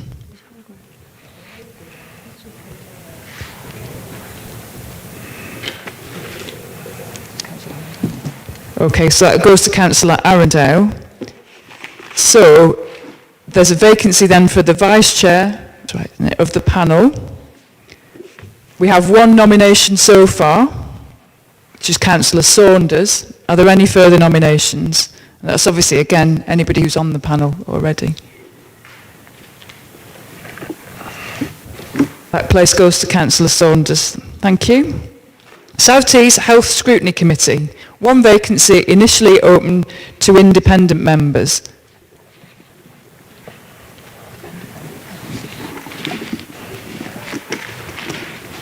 Are there any nominations? Then it's open to all councillors then. We'll carry that one forward. Tees Valley Health Scrutiny Committee. There's one vacancy which is initially for the MICA or MIG groups. Are there any nominations for either group? From either group, sorry. Okay, that goes to all members then. Any nominations? We'll carry that one forward as well. Licensing Committee. One vacancy initially for a MIG member. We've got one nomination, Councillor Chris Hobson. Are there any further nominations from the MIG group? Right, so that place goes to Councillor Chris Hobson. And then vacancies on outside bodies finally. Middlesbrough Environment City Trust, one vacancy for a MIG member, and there's one nomination, Councillor Dodds. Any further nominations from the MIG group? Okay, that place goes to Councillor Dodds. Next one is Tees Valley Audit and Governance Committee, and there's one vacancy for a Labour member substitute. One nomination for Councillor High. Any further nominations? In which case that place goes to Councillor High. And that's everything. Thank you, Chair. Okay. Right, thank you very much. That comes to the end of the meeting.